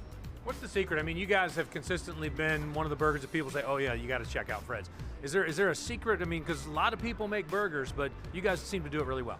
I think making our own bread every day, grinding our meat every day, the blend of the burger meat also is a big thing. And honestly, for me, it's all about the American cheese. That's interesting because people put fancy frou-frou cheeses on burgers all the time, but there's something perfect about the less is more mentality, I think, when it comes to a really good burger. Yeah, I mean, all you need is a little bit of acidity from the pickles. We don't do ketchup and mustard. I don't think it needs it. Some people put it on, that's fine. But the greatest compliment to me is when they eat it without putting mustard and ketchup on, because that says it's balanced. Which is exactly what I'm going to do after you tell us about those fries. We have garlic fries here and regular plain fries. The garlic and herb fries are served with the ranch dressing. Okay. Again, we make that in-house, and the fries are big old fries that, keep up with the burger. Yeah, hold this for a second if you don't mind. Absolutely. So this is the finished product, but it comes served like this. So I'm going to show everybody. Here we go. I'm going to unwrap mine right now, and I'm ready to give it a try. Look at that. I love a little bit of cheese melted on the foil. Something special about that too. Does it have a name? It's just a double stack cheeseburger. Yeah. Right. Here it is. I'm going to taste mine first, but you're going to eat one too, right? Yeah, absolutely. All right, here we go. I'm going to wish everyone a happy National Cheeseburger Day on Sunday. Here we go. Forgot a napkin, but oh well. Good. All right. Well, you're doing that. Let me process mine. All right.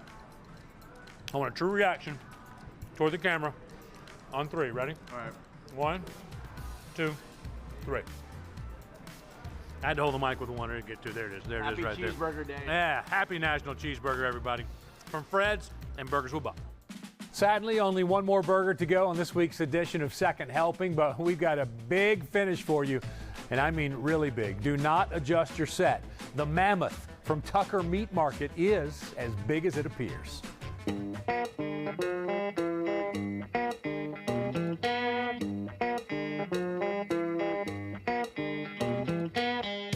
All right, this week, Burgers with Buck, we are in Tucker. We're at Tucker Meat Market hanging out with Andrea. How are you today, Andrea? I'm great. How are you? I'm doing great. So listen, we took a week off from Burgers with Buck last week, so we figured this week we should do something maybe twice as big as normal just to make up for that. It looks like we've maybe satisfied that requirement. What do you think? We'll see if you can handle it. We'll see if we can handle it. Before we get to that, though, tell us a little bit about Tucker Meat Market.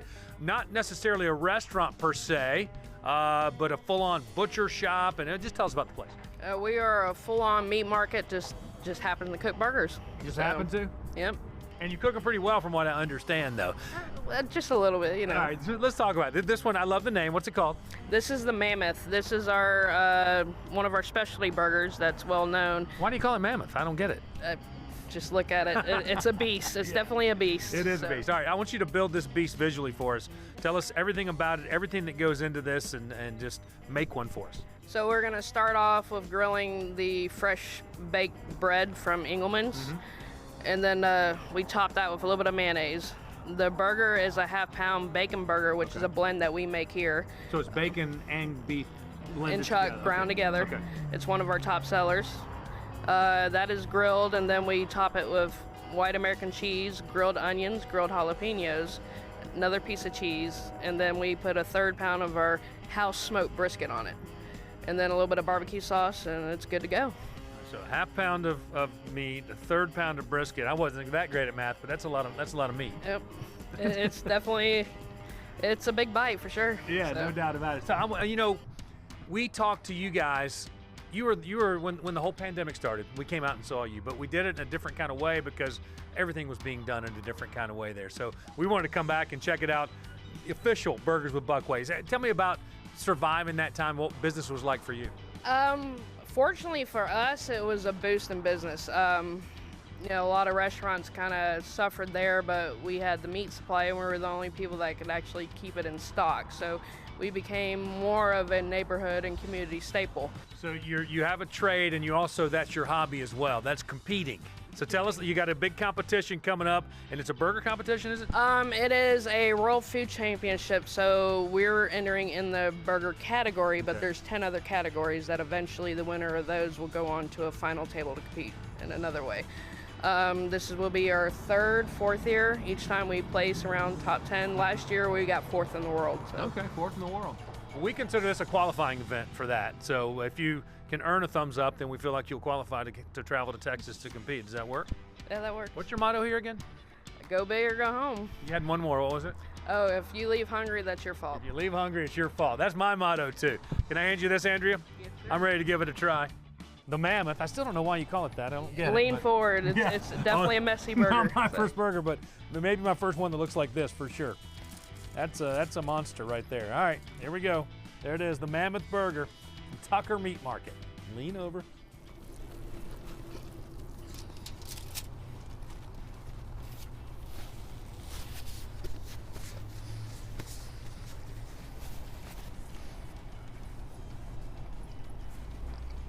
A lot of flavor happening there. All right, I think you're in it. You're in the World Food Championships. Congratulations, Andrew, you qualified. Thank you. Thank you very much. You gonna be able to finish that? If I leave hungry, it's my fault, right? There you go. Thank you for watching Burgers with Buck's Second Helping as we look back on some of our great burger memories through the years. If you've got a favorite that you'd like to see featured, just let us know. You can follow us on Instagram at Burgers with Buck. And don't forget to watch Burgers with Buck Friday mornings at 8:20 on Good Day Atlanta. And until then,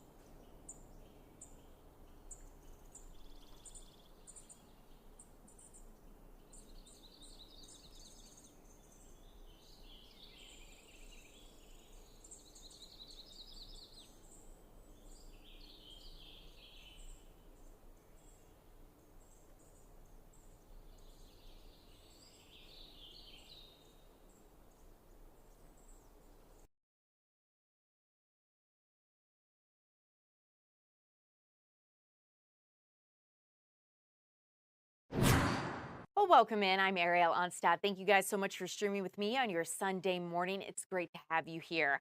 You likely heard the severe weather of this morning or last night, kind of hard to miss.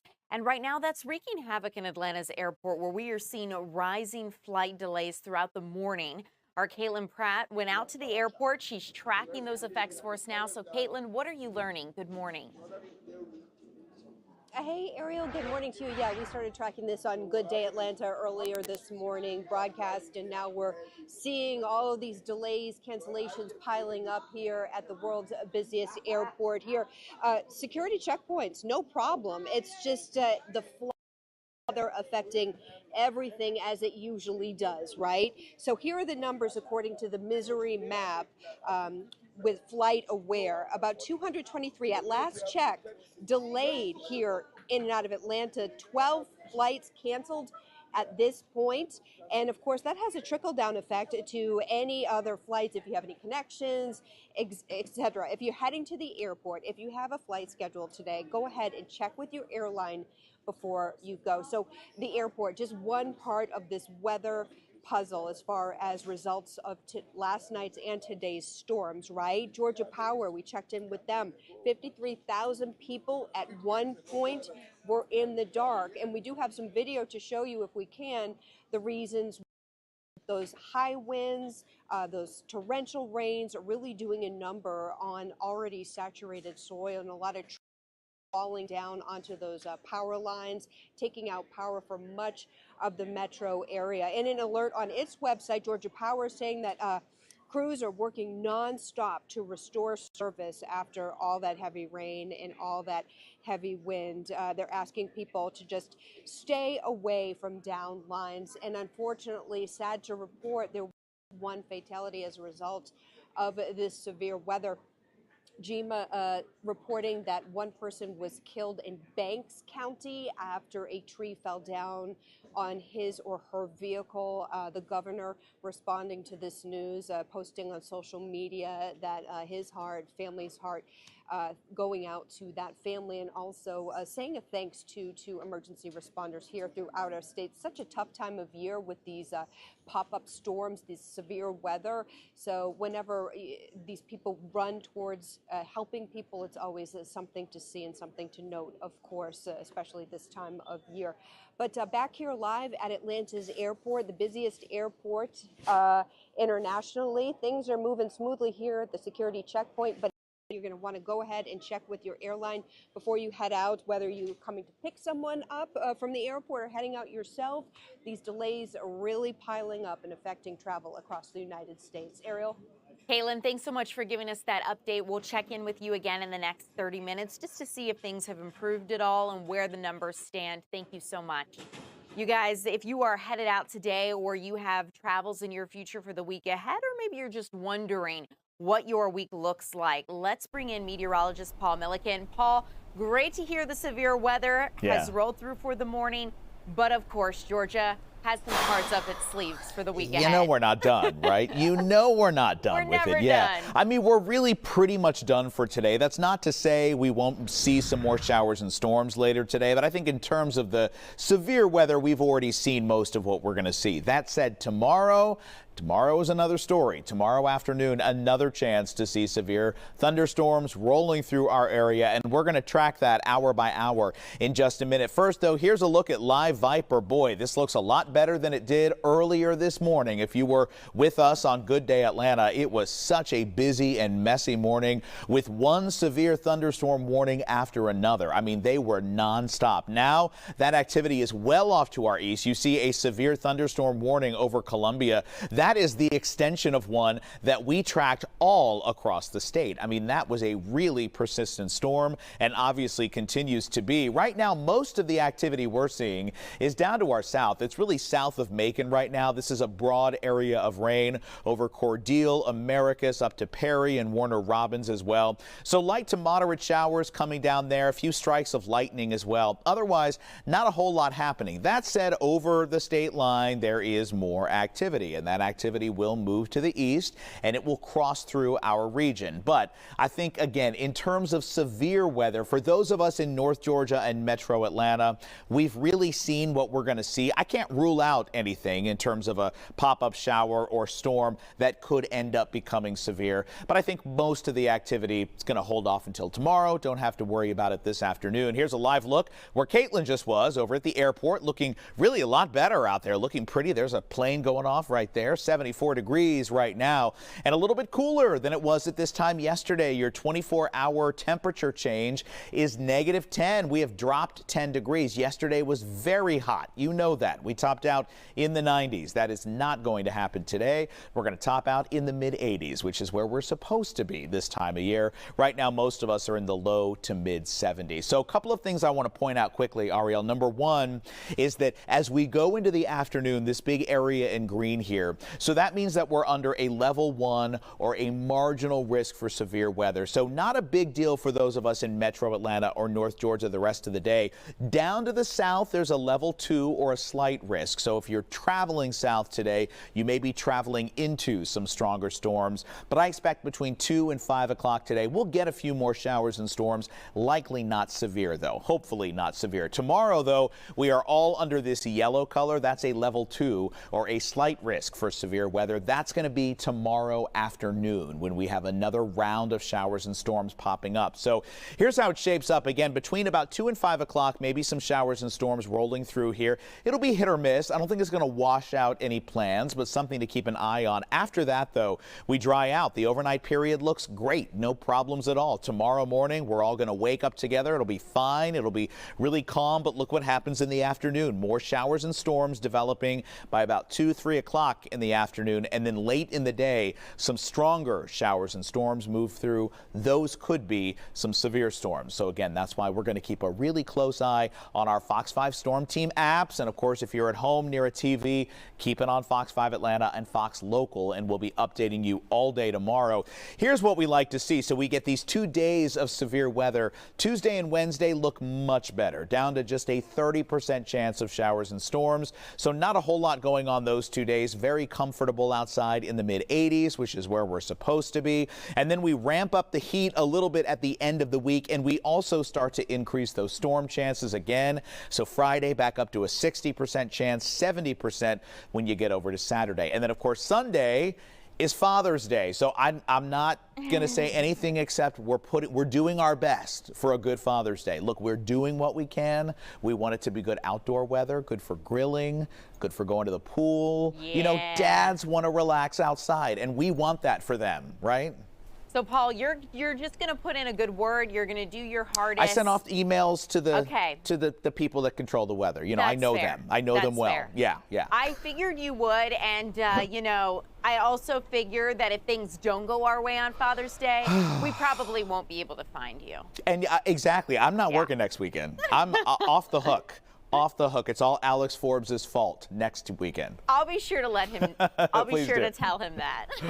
Thank you, Paul. Yeah. Okay, we're gonna check back in with Paul as our stream continues, probably around 11:30. So you'll get to see Paul's beautiful smile in a little bit. But taking it back here to studio, let's get into some news of the day that we are tracking here. So right here at home, we know that an 8-year-old boy is recovering after being shot in the leg after a fight. So this happened Friday night in South Fulton at the Parks apartment community after a large fight. That 8-year-old, the only reported injury we're aware of. But police detained several people on the scene. They arrested a woman and charged her with aggravated assault and possession of a firearm during the commission of a felony. So we'll continue to keep you updated on this story. Meanwhile, a teenager in Paulding County is being held in jail without bond right now, and that's because he's accused of killing his mother's boyfriend. We know that 17-year-old Javar Summerhour allegedly, according to deputies, shot and killed 31-year-old Anthony Brown. Now, this happened on West End Way in Hiram Friday night.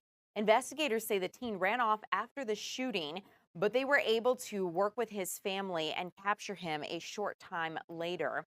Now, we do also know that investigators are looking into what led up to this shooting, so we'll continue to keep you updated as we learn any of those details. But by the end of this week, you could be at least $250 richer. And that is because the state of Georgia is going to start sending out tax rebates this week. Now, here's the breakdown. If you are a single filer, you're going to get $250. Those who filed head of household will get $375. And married filers, filing jointly, of course, will get $500. So if you paid your state tax or got a refund through direct deposit, that's how your money's going to arrive to you. Otherwise, you're going to get an actual check in the mail. So just keep that in mind. Now, about eligibility. Only those who filed returns in 2023 and 2024 are going to get these refunds. You also do need to live in the state of Georgia full-time in order to be eligible for this. And it does go without saying here, but if you owe the state of Georgia money, they are going to withhold this money from you. You will not get it. Looking ahead to tomorrow, the trial will begin for a man accused of shooting an APD officer. Now, he's also one of the defendants who separated his case from others in the YSL RICO trial. Investigators say Christian Eppinger shot Officer David Rogers 6 times as police tried to arrest him on Old Hapeville Road in February 2022. Officer Rogers survived, but Eppinger is also accused of using a laptop during the trial in 2023 to communicate with other YSL members who are not in custody. We will be there tomorrow to continue to update you on the latest as this trial begins, so stay tuned. Another update happening on Tuesday, later this week, we expect to get a new update on the state of Atlanta's homeless population. New information on how many people are living on the streets and the city's policies to help those who are struggling. The final Homelessness Task Force report is expected to be released Tuesday. And to catch you up to speed here, in a report released at the end of April, the group found the city's shelters and temporary housing options needed some improvements. So we're going to look ahead to see what that looks like when they release their recommendations earlier, or rather, I should say on Tuesday, to see how that is going to affect things. Well, looking ahead, we have some incredible body cam video that is just being released from Sandy Springs Police. So you're watching officers there in Sandy Springs work to save a choking child. Now, police just released this body cam video of those first responders. This happened back in March. Thankfully, Sergeant William Nelson and Officer Jordan Enos were able to open up just enough of an airway for the baby to take a breath before firefighters arrived. Now, those two police officers have worked together for over a year, and they credit their relationship for being able to work in sync silently and just do what needed to be done. The baby had swallowed a pistachio and had to be taken to the hospital for surgery because that obstruction was just so deep. Watching this just really pulls at your heartstrings. You feel that terror as the parents really wonder about the safety of their child, and officers are trying to save its life. So we're so thankful, of course, that they were able to do that. Well, bringing this to a more national focus, 2,000 members of the California National Guard are on their way to California right now. President Donald Trump has deployed the National Guard to LA. And this is in response to unrest there in the LA area over clashes with immigration. So President Trump ordered this deployment despite California Governor Gavin Newsom's objections. Protests became hostile yesterday in the predominantly Latino area of LA. Police say demonstrators threw rocks and cement at Border Patrol vehicles, and agents answered back with tear gas and flashbang explosives. The White House has not given a timeline on when these troops are set to arrive there in LA, but we'll continue to keep you updated as we learn any new information. Also, taking a look at national news, I want to keep you updated on the travel ban that is set to go into effect. New travel bans and restrictions that are going into effect for people visiting the U.S. from nearly 20 countries. At 12:01 a.m., so that's midnight, basically, people from a dozen countries, including Afghanistan, Myanmar, and Haiti, will not be allowed entry into the United States. You're seeing this list play here. Citizens of 7 others, including Venezuela, Sierra Leone, and Cuba, will face travel restrictions. And in a video, President Donald Trump tied the new ban to last week's terrorist attack in Boulder, Colorado. Now, the Boulder suspect was from Egypt, which is not on the restricted or banned list. We will continue to keep you updated as this travel ban goes into effect. It is time now to go ahead and take a quick 2-minute break, you guys. When we return, we're going to be looking at ways you can preserve your brain health in light of June being National Alzheimer's Awareness and Brain Health Month. You want to make sure you're doing everything you can to preserve your quality of life. We're going to be taking a look at how to do that in the next 2 minutes.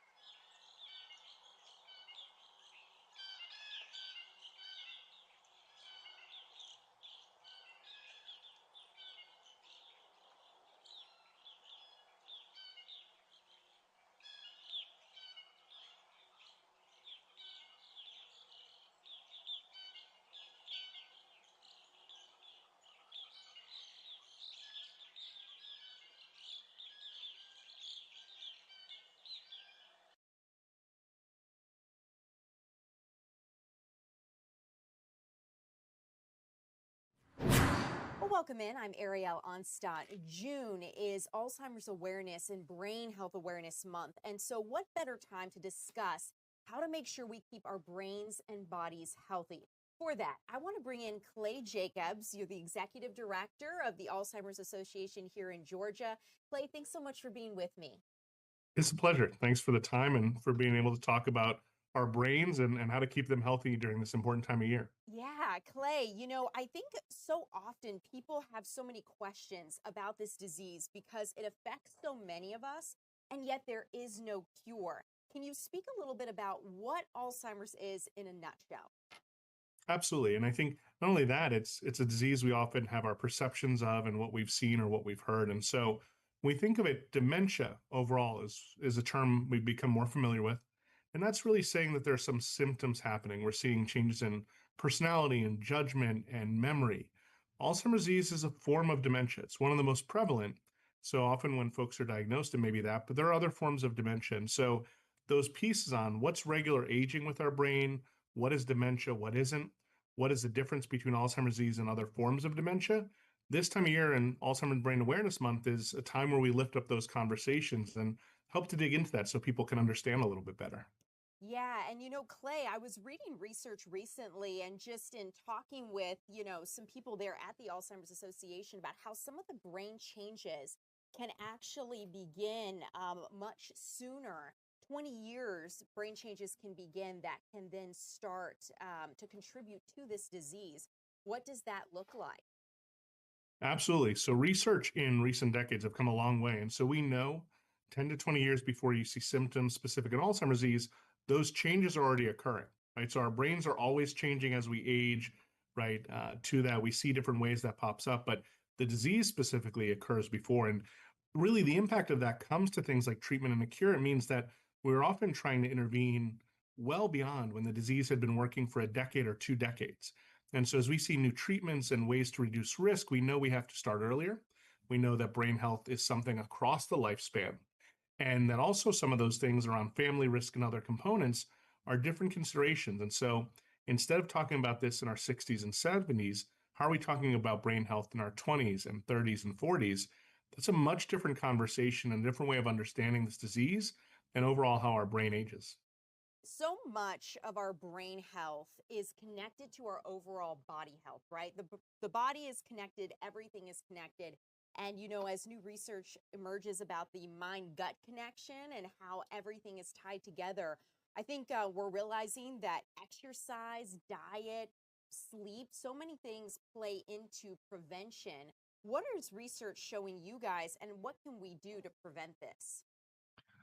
It's such a great question, and it's such an important time.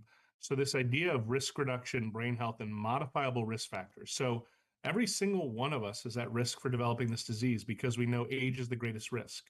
But that idea of physical activity, mental activity, social activity, diet, exercise, all play a role. And so there was actually a study last summer from the Lancet Commission that looked across the span of work and research and actually predicts that about 40% of dementia cases might be preventable based on these modifiable risk factors. And so that's not a cure. That's not true in every case, obviously, and we know there are anomalies, but even that idea of could we keep millions of people from developing forms of dementia by those things like diet, exercise, and others, the impact that would have on families and our country and our state is truly significant. And I think that's why these conversations matter so much.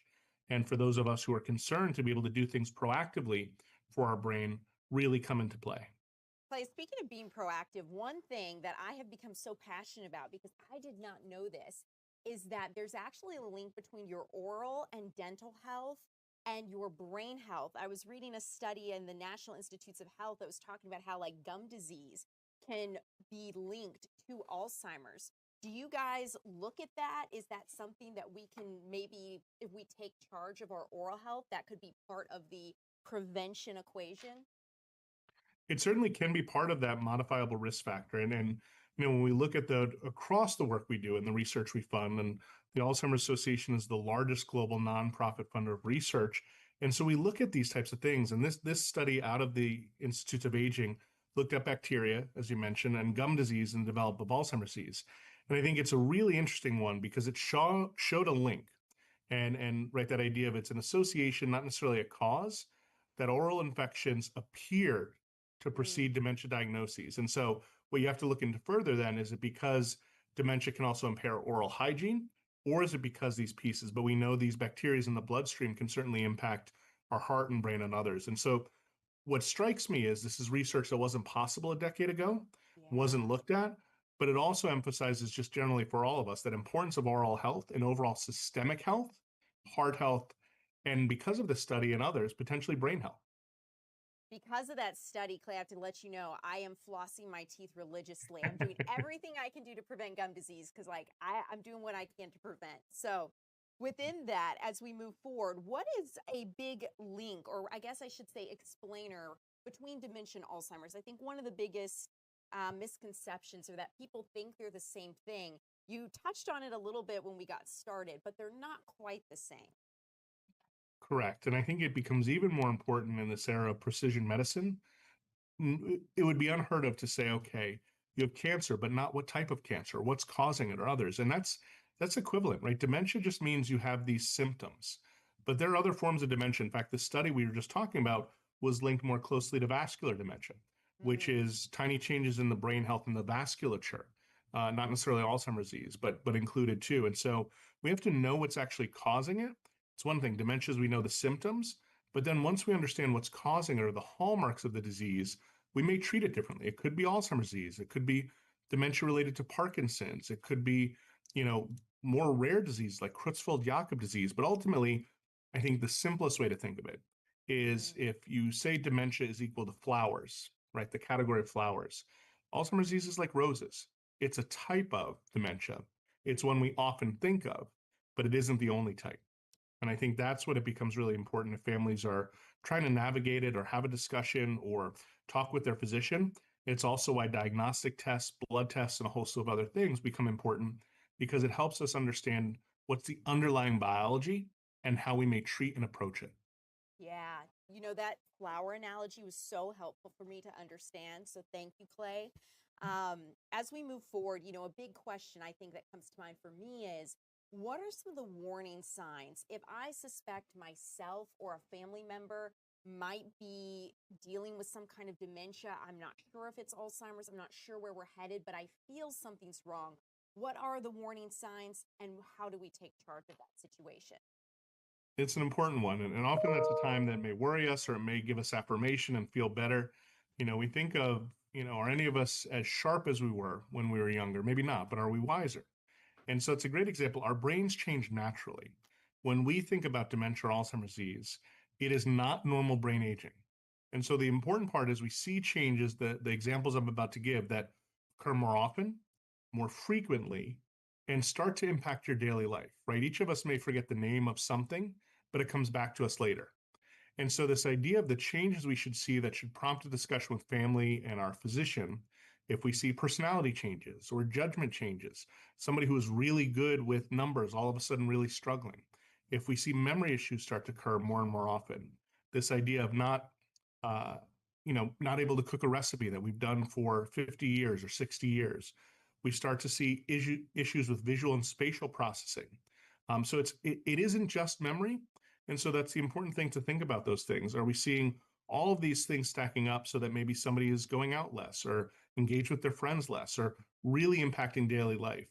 Because something as simple as brushing our teeth has 1,000 steps to it, right? From walking to the bathroom and turning the water on and those pieces, we may get rushed in the morning and somebody may skip past that. The example you mentioned of flossing every day, but that's different than forgetting what to do and how to brush our teeth.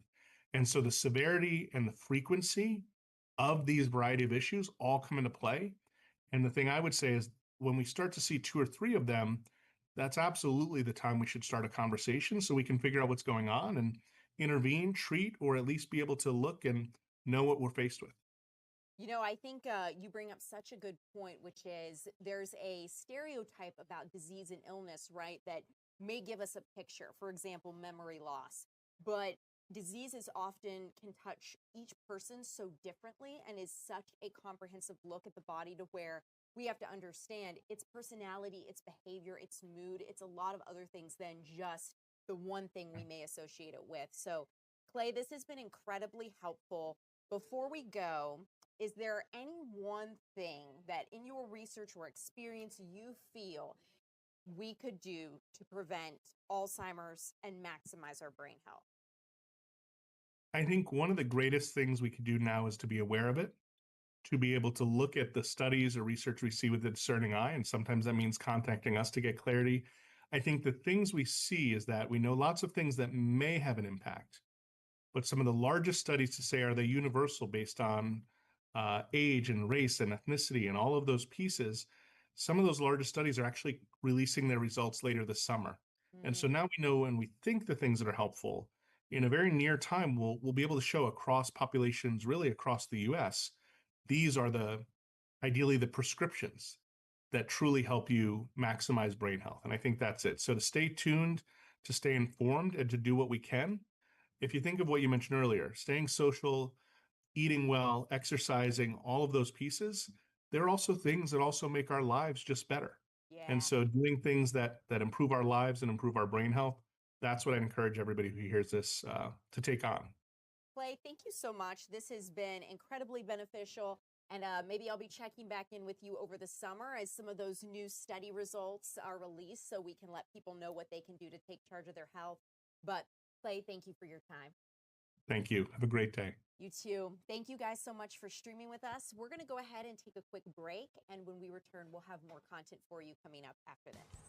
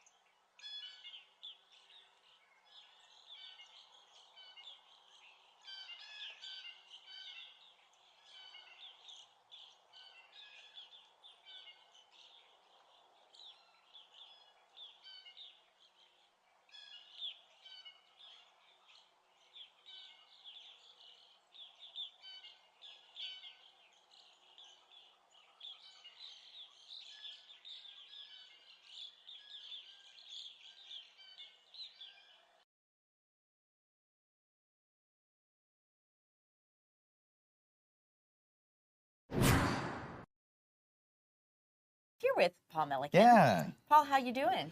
Hanging in there. I mean, look, as long as we're not still tracking one severe thunderstorm warning after another like we were this morning, it's been a lot quieter in the past couple of hours, which is good. And now we deserve need it. some wood to knock on, so we don't right? jinx ourselves. You know, as I say it, I realize, you know what? I mean, we're going to be tracking storms again. I think we'll have a few more storms later today. Probably not like the severe storms we already saw today. Tomorrow afternoon, though, that's our next area of concern. So let's go to Live Viper real quick. I just want to show you what's going on right now. So we still have activity over in Alabama. It is moving across the state line. It is really to our south, though. So I think for folks Atlanta and points northward, yes, we may see some scattered showers and thunderstorms later on this afternoon, but most of the activity really looks to stay probably south of LaGrange, Barnesville. We're talking about areas like Columbus and Macon and Dublin, and that really seems to be where the activity is headed right now. The good news is, as of this point, nothing in Alabama has any kind of warning on it, and that's good news for us, because I think if we were going to be really worried about this bringing severe weather to us, it would already have a history of producing warnings, and we're just not seeing that right now. So we like to see that. Otherwise, again, when you look around Atlanta and northward, really not so bad. We've certainly got the clouds out there, but we don't have any rain showers coming down, certainly not any storms. And if we do see activity, I'd say between about 2 and 5 this afternoon, and then the rest of the day going to be nice and clear. Overnight, no problems. Tomorrow starts off nice and calm. And then tomorrow afternoon, we're going to do it all over again. Let's go to our 7-day really quickly, and I'll show you. So again, today, tomorrow, we have those severe chances, especially tomorrow in the afternoon. The Storm Prediction Center has us under a level 2 risk. That's a slight risk for severe weather. Tuesday and Wednesday looks so much better, down to a 30% chance of showers and storms. So that's really minimal. Temperatures look good in the mid-80s. So those are the days to enjoy, to call out sick. I'm not advocating anyone do it. I'm just saying those would be. Call up here and they're going to be like, I know that Paul told me I could. Paul told me I could. I will not write you a doctor's note. I'm not a doctor. I can't do it, guys. I'm sorry. But then once we get to next weekend, I think we have a better chance of showers and storms again. So enjoy the midweek break, whatever kind of a break we get, because we are certainly in a pattern of a lot of active weather right now. It just, you know, May, I feel it's been ongoing where every Saturday in May, we got one little Saturday, I think it was like the 18th or something, when it was like Porch Fest, where we had a bit of a break. And that's why everybody was out at Porch Fest. Absolutely. But, you know, now I'd like to look ahead and be able to say, wow, there's a Saturday. I think we all would. I was checking a little bit ago, and we're certainly ahead in terms of rainfall for the year. We are not at a rainfall deficit because we just keep getting these storms that are dropping a lot of rain on us. Well, and when it gets so hot like it was yesterday, it just, you feel that suffocation. It did feel, the minute the clouds came in, the pressure dropped, and it got so dark. It felt like it dropped 20 degrees. 100%. So nice. Yeah. Yesterday we topped out in the 90s, which is not normal for this time of year. I mean, we're getting an early start on that kind of heat. We'll be, as you saw on the 7-day, in the 80s for most of the week ahead.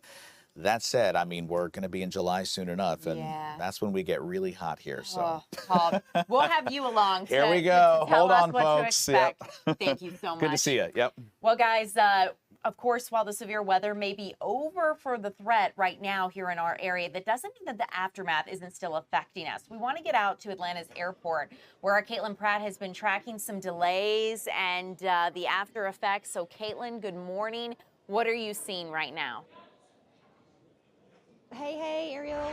Yes, okay, so the damage has been done, right, as far as that severe weather. First, it was last night, and then it was this morning. Things are starting to head in the right direction, though. I came back to the departures area here in the North Terminal to take a look at the board myself. A couple of delays up there, for sure. That, not as bad, though, as we saw earlier this morning at all. Checking in with FlightAware, their misery map, Atlanta is still at the top, unfortunately, of that misery map, but we are headed in the right direction at last check. 106 delays, only 2 cancellations at this point from 9 a.m. to 1 p.m. Your best bet at this point, go ahead and check with your carrier as things slowly get back on track to make sure that things are supposed to be the way they are as far as departure times, things of that nature.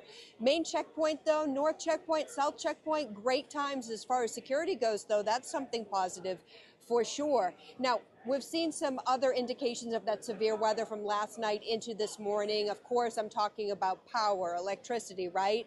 Checking in with Georgia Power at last check, 53,000 people at one point were in the dark, and we have multiple examples as to why that was the case.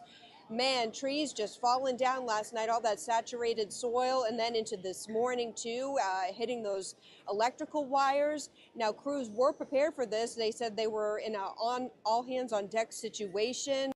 And in an alert on its website, they say they will keep on working nonstop to restore service after all that heavy rain and wind knocked down trees and those power lines. And one case, unfortunately, such a sad situation, a person was killed in Banks County after a tree fell on his or her vehicle with deadly results. The governor acknowledging that loss in a tweet or on a post on X, saying that, of course, his heart is with that family, not giving any sort of more identification, but also acknowledging the role that first responders have in situations, this time of year especially, such a busy time for them, a dangerous time for them. So anyway, back here at the airport, looking live. Yeah, still some delays, 106 according to Flight Aware, but things slowly getting track. I'm going to double check with each airline carrier and update you in the next half hour here on Fox Local. Ariel. Kaylin, thank you so much. We'll be checking back with you for a final time here within the next 20 minutes or so. So thank you so much for that update. Well, guys, bringing it back here so I can catch you up on some of the news of the day. I want to let you know about some officers, first responders, who are being hailed as heroes in Sandy Springs for saving the life of a choking infant back in March. So you're looking at the body cam video that they've just released. Terrifying moments as they work to save that baby. Now, we know that Sergeant William Nelson and Officer Jordan Enos were able to open up just enough of an airway for that baby to take a breath before firefighters arrived, ultimately saving that infant's life. Now, the two officers have worked together for over a year, and they do credit their relationship with being able to work in sync silently and just do what needs to be done. That baby had swallowed a pistachio and had to be taken to the hospital for surgery because that obstruction was so deep. But thankfully, that child is going to be okay because of those officers' efforts. Now, taking a look at some national news, I want to keep you up to date about a story we've been tracking here out of California. President Donald Trump has deployed the National Guard to the LA area. And this is because of clashes over immigration. President Trump ordered the deployment despite California Governor Gavin Newsom's objections. Protests became hostile yesterday in a predominantly Latino area of LA. That's where police say demonstrators threw rocks and cement at Border Patrol vehicles. Agents answered back with tear gas and explosives, flashbang explosives. The White House has not given a timeline on when those National Guard troops will arrive there in LA. We'll continue to keep you updated as we learn any new information.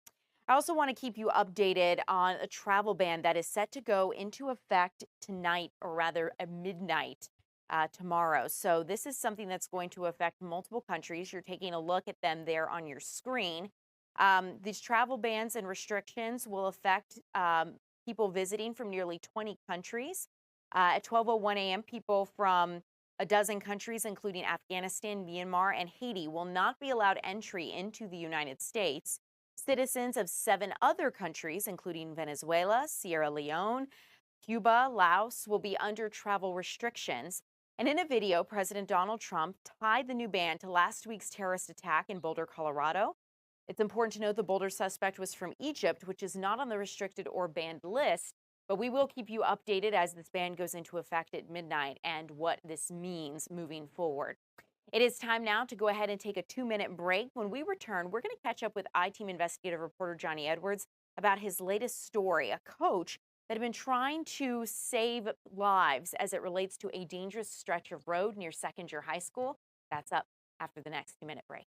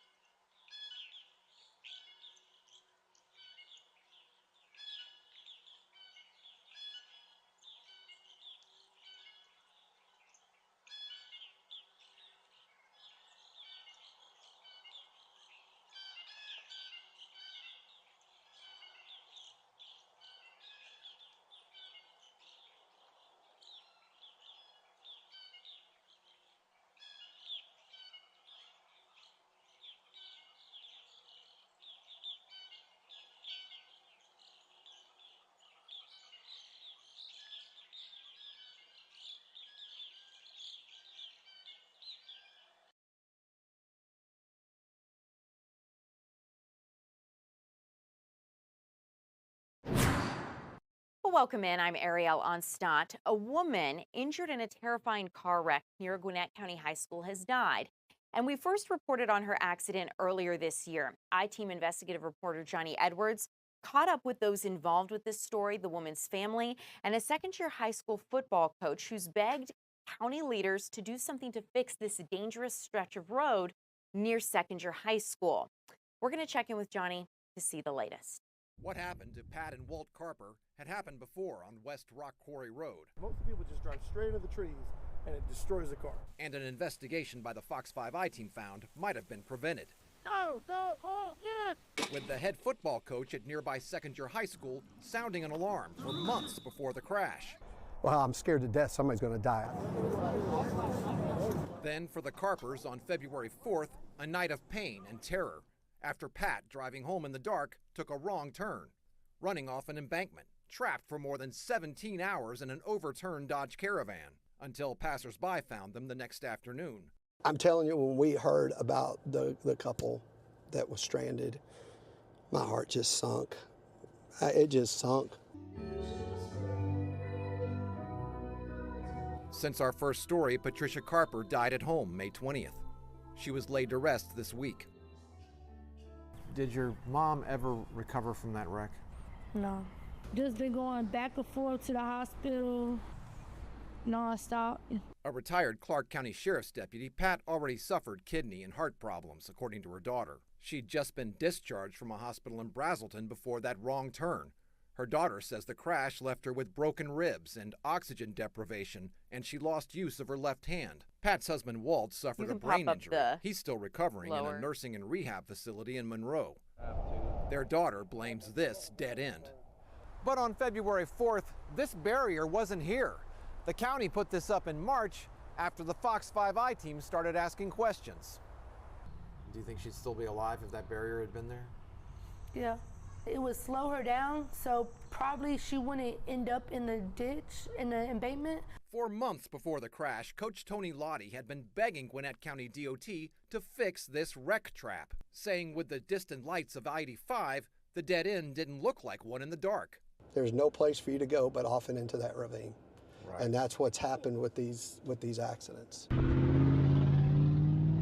The coach also worried about high speeds and students being T-boned turning left out of a school exit. For a while, DOT listened, conducting a traffic study, even adding 2 new signs. But then the county mashed the brakes on any more upgrades when the new city of Mulberry formed January 1st, a county traffic official referring Lottie to Mulberry's website. Basically, in no uncertain words, congratulated me that we are now in the city of Mulberry and it's their problem. The problem there, Mulberry doesn't have a roads department. That remains a county road that's county's responsibility in light of state law, our charter, and SB 138, which was recently passed. The county was and still is in a heated dispute with the new city over its charter. One stipulation, the county must maintain the city's roads for 2 years. Gwinnett challenging the city charter in court.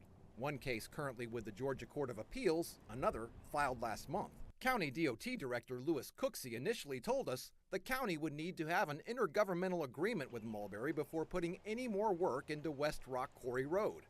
But then making safety upgrades after all. As you guys came out and did that story, you brought attention to this issue, and ultimately the county made the changes. They put up those barricades.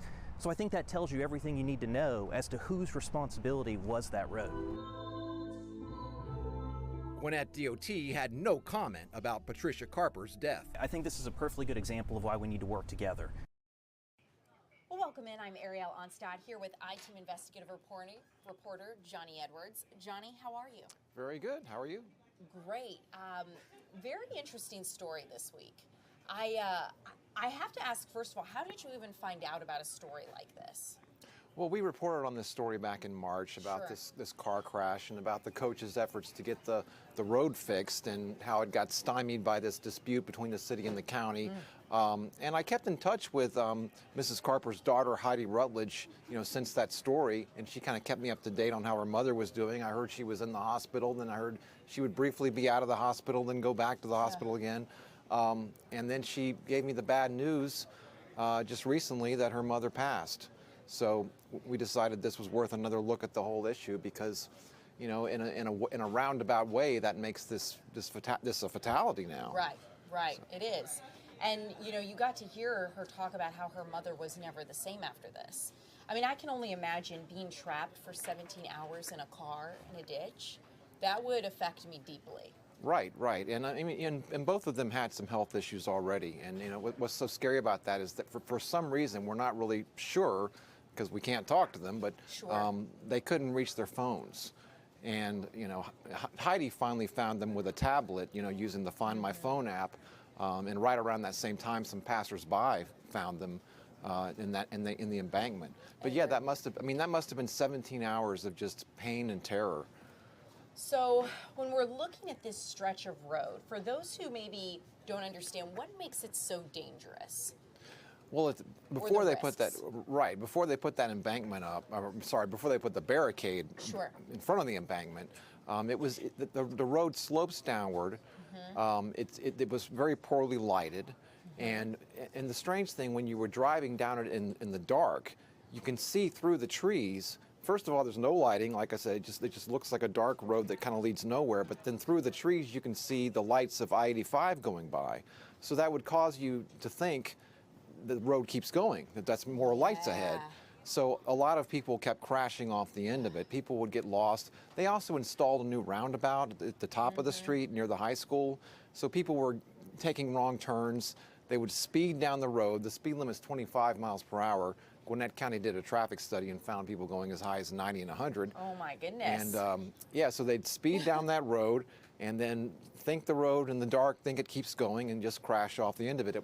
I called it a wreck trap. Yeah, I could see that. And you think about so often when you're driving in some of these areas, if you're driving, especially if it's new or if it's dark, it doesn't look the same way in the daylight. And you don't have that extra layer of protection to be able to understand, hey, where am I going? Where am I headed? Especially if you're an autopilot or just you think that you're safe to drive through something that you're not. Right, or you're lost and you're irritated and not paying attention. Yeah, happens to the best of us. But now there's a pretty prominent barricade with some reflectors, and that went up after we got involved and started asking questions about this. A testament to just investigative work, right, and local reporting and being able to ask those questions. You lead me to my great next question, which is just what was the breakdown here? Why did you have a coach who's really trying to say, hey, something has to be done. Why was action never taken? Why wasn't this looked at sooner? What was the breakdown? Well, they were working with the coach. The coach wanted speed breakers and he wanted some kind of a barricade. They had the county, this is in late 2024, had put up a few new signs, and Coach Lottie says there were some talks about speed breakers. That's reflected in some emails he showed me. But then January 1, the new city of Mulberry forms, and that includes this area. Gwinnett County and this new city are in a heated dispute about the city's charter. The charter was passed by the state legislature and is very, very heavily biased towards the city and against the county. I mean, the county has to keep doing work for them, spending money on them. And, this county maintains that it's too much financial burden on the county, and there's litigation. So to answer your question, the new city forms January 1. They send kind of a terse email to Lottie saying, congratulations, you're now in Mulberry. Contact them. Actually referred them to the website. Referred Lottie to the website. So, and then I think he kept communicating with them, trying to get them to still do something, and got nowhere. He went to the city, actually appeared at a city council meeting, and they were like, we don't have a roads department. Our charter says that the county does our road work for a 2-year transition period. Wow. So meanwhile, that's going on. He's still, at one point, Coach Lottie actually went and bought some speed breakers himself. That's dedication. Well, that's commitment. I mean, I thought a lot of teachers buy their own pencils and tissue and school supplies, hand sanitizer. He went on Amazon and got some speed breakers. Well, you think about how many of us get frustrated, right, when there's even like a pothole in our neighborhood or just down the street, and especially if it's bad enough and it's throwing our cars out of alignment or it breaks something or someone could get hurt. I know you guys have been tempted, as have I, to say, you know what, I'm driving to Home Depot, I'm getting a bag of dirt, I'm going to get some, you know, I'm going to find somebody with some, we're going to fix this thing, right? Right. So I guess not to say that you should take matters into your own hands, but impressive that the coach was willing to get those items and say, hey, I want to work to save lives. Well, he was, and the mayor, I think, or someone with a city council member might have advised him, don't do that, don't put those out. I mean, ironically, if he'd gone out and put them out in the middle of the night, probably no one would have known. Someone commented on one of the stories, you know, the county might have thought the city did it, the city might have thought the county did it, so he could have just put them out. But, so true. But to be fair, though, you know, when I talked to the DOT director at one point, he said you don't just put speed breakers out without a study or something, because those can have the potential to make a wreck worse. Could cause another impact. So for those who are just joining our streamer who may be unfamiliar, why was the coach so invested in this? Well, because some students had been hurt turning left out of a school exit, including one of his players got T-boned, and the coach kept having to be the one to run out there and attend to these wrecks when they would happen.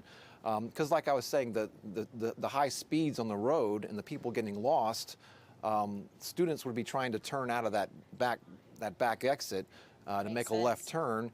And they would sort of, the way he explained it was that students would assume when they saw a car coming that it was going to turn left into that back exit, but it would turn out to actually be drivers who were lost, or I guess clearly lost, unless they're going to the house at the very end of the road, and that would lead to a T-bone, because they would turn left and the car would keep going and hit them. So it would be an accident that was technically, I guess, the student's fault for pulling out in front of an oncoming car, but it's hard to see. Right. Yeah. Well, the coach was just saying it was just that the road was dangerous. It was leading to wrecks. It was putting students at risk. Also, he was worried about the general public, you know, driving down that road and, like, you know, seeing that in the dark, thinking the road keeps going and crashing off the embankment. I mean, that happened a lot of times. I mean, we found some accident reports showing people that run off the end of that road. We talked to some residents who lived on the road who said, you know, we've lived here for years and years and years, and this happens all the time. And one guy said he's probably been down there to help 15 or so people. He said one night he remembered it happening 2 times in a row. It was just, like I said, I called it a wreck trap. Sure.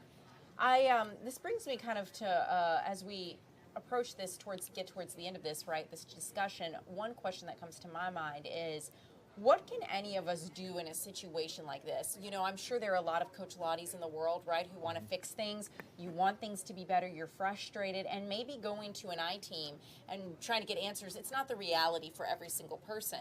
So, you know, it's a testament to his persistence that this won out in the end. But at the same time, what can any of us do to try to get answers from our local government when we feel like the buck is being passed back and forth?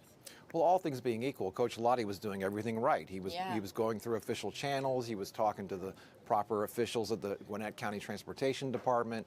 And when they referred him to the city, he went to the city. He contacted them. He appeared in front of city council and the mayor. You know, this was just kind of a strange situation / fluke that there was this county-city dispute. I mean, and even most cities form, it's not this acrimonious. I mean, this is kind of notable. I mean, a lot of counties don't like it when cities form, but this is kind of taking it to another level between Mulberry and Gwinnett County. Yeah. So special case. Right. He just got caught up in this in a lot of ways. What questions do you still have outstanding from this story? Do you have any? Well, the big question is going to be, what does Pat Carper's family do? Yeah. You know, Heidi indicated to me that she's looking for a lawyer. Yeah. You know, we of course can't speak to that. We can't. You know, her cause of death was listed as, you know, respiratory issues and lack of oxygen. But I think they're going to argue that, you know, had it not been for this wreck, she'd still be alive, and this, you know, contributed. They want to say. Yeah. Right. Exactly. So, you know, that's going to be the thing to watch next, is if that happens and how it plays out. I mean, Mrs. Carper was 64 years old. She did have some health issues already. So I imagine that would be a very contentious lawsuit if that happens. I would agree. I could imagine that. What was the biggest challenge in telling a story like this? Well, as always, like I say, getting the records, getting the public records. I mean, we wanted to see some, you know, look at some of the body cam video. We only got a limited amount of that back from the county in time for that first story. You know, it It's hard dealing with a grieving family, Sure. you know. I mean, Heidi, the daughter, she's very, very accommodating. I mean, she invited us to come to the funeral, but it's just heartbreaking. Yeah. You know, it's just to see, you know, and to know what she experienced. what her mother and stepfather, you know, went through. Yeah. And you know, one big regret I have is I wish I would have called Pat when she was, during those times when she was able to talk. You know, she was intubated at one point. Yeah. And you know, after we did the first story, you know, I kind of moved on to other things, but I had a chance to call her and talk to her, but right. I figured there was time. I didn't really think that this would happen. It's crazy how often we think we have time, right? Right. Probably a lesson in there for all of us about any number of things, just even in our own lives and families. But for the point of this story, I mean, you were able to tell it at the end of the day. You were able to speak with her family, and you were able to try to get those answers. And I think, you know, I would imagine when you're always trying to get answers, you can always ask yourself, what if? Right. Well, it would I would love to have known from her point of view exactly what happened and why she crashed. I mean, you know, now the barricade's there. This, you know, no matter what happened, she probably would not have crashed now, with that being there and those bright reflectors there. Sure. But still, it's a horrible ordeal that she and her husband went through, and Walt is still in recovery too. Yeah. He's at a rehab facility in Monroe, and I really hope he's going to pull through. I mean, his daughter, or his stepdaughter, said that he's not in very good shape either. That's unfortunate. Where is this road? For people are curious or unclear as to right where it is, if they want to avoid it or if they want to see it, where is it? Well, it's on the back side of Second-Year High School in Gwinnett County.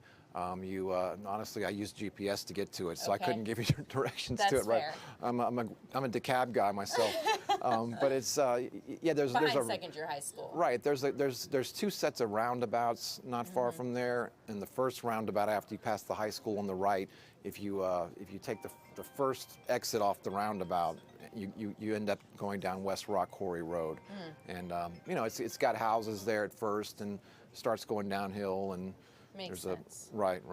Okay. Well, Johnny, thank you so much. Thanks for this story. Look forward to the next one. Thanks a lot. Appreciate it. As a final thing, if people have questions about this story, comments, concerns, or maybe you have another story or investigation for the I-Team, how can they reach you? Well, you can email me personally at john.edwards@fox.com. That's John, JOHN.edwards@fox.com. You can also email the I-Team as a whole at iteamatlanta@fox.com. Please let us know about any issue you're having that warrants a deep investigation, whether it's a dangerous road or trouble working with your county or city or government. We'll take a look. Thanks, Johnny. Thank you guys for streaming with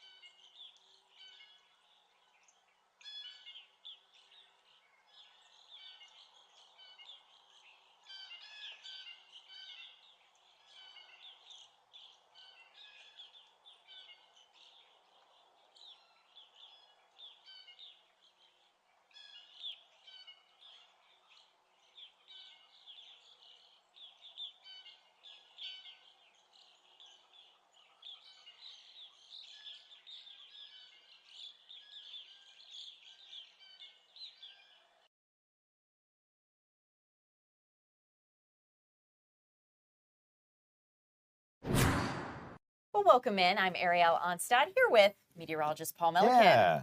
Paul, I never know when I get ready to introduce you. I'm like, what title am I going to put There's a before lot to your choose name? from. There's a lot to choose from. You know what? Basically, I'm just trying to stay employed, all right? That's how you do it. You just, whatever Make direction they point so me valuable. in, I'm going to go in that direction. Well, I drew the short straw today with that severe weather this morning. It was really busy out there. But you didn't draw the short straw in that. You ended up working with me, and Good this point. whole thing is a lot of fun. I'm loving it. I really am. I'm so happy to be here with you and with all of you. And I'm glad that we're not still tracking severe weather. That's the important thing.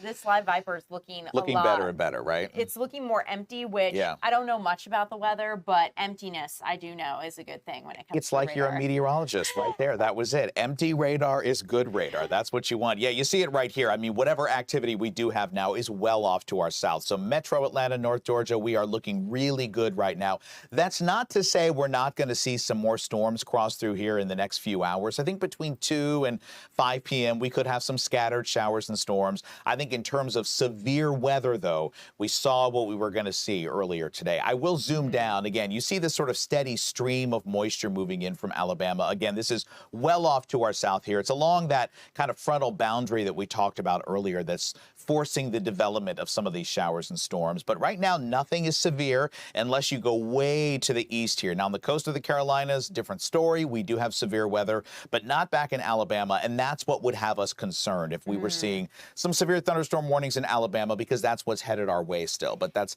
not severe. It's just rain. So right now, things are looking pretty good. Yeah. And Paul, given the fact that so many people of our audience, so many of you watching, do watch kind of from throughout the region and all over. Yeah. In South Carolina here, what are we seeing? Yeah, so it's really what we saw earlier today. These are severe thunderstorm warnings, and the major risks are still the winds in there. So these storms are, packing some really strong winds. We're talking about winds of about 60 miles per hour in terms of gusting. That's strong enough to bring down trees, bring down power lines. It's exactly what we saw yesterday. It's what we saw this morning. And these are really the same storms that have now just moved all the way to the coast there. The yellow that you're seeing, that would be a severe thunderstorm watch, and then the flashing boxes are the severe thunderstorm warnings. So for folks heading to the beach, not so good right now, although it's all moving pretty quickly. So I think within the next 2 hours, this stuff will all be offshore and things will actually be clearing out as they are here in North Georgia. I mean, you look at this now, look at Metro Atlanta. I mean, there's just nothing going on right now. The North Georgia mountains looking really good. In fact, peeking out our window right now. I might see the sun. I mean, is it? I don't know. I feel like I wasn't sure that I was going to see it today, so I'm happy to see some sunshine coming in. Again, we still have activity off to our west. We could see some more showers and storms, but I think really today we're on a much more calm trend, which is good. Now, we'll flip over in a minute here to the 7-day forecast, and I think tomorrow is going to be kind of a repeat, but flip-flop. So tomorrow we're going to start the day off drier and calmer, and then we're going to end it with some scattered showers and storms. Some of those storms could be severe tomorrow, so we're under a level 2 or a slight risk for severe weather. So we'll be tracking those closely. That'll be kind of hit or miss in the afternoon. Tuesday and Wednesday look much better. In terms of summer forecasts, when you're at a 30% chance of showers and storms, that's pretty good. I mean, that's very hit or miss. It's what we expect when we get hot weather.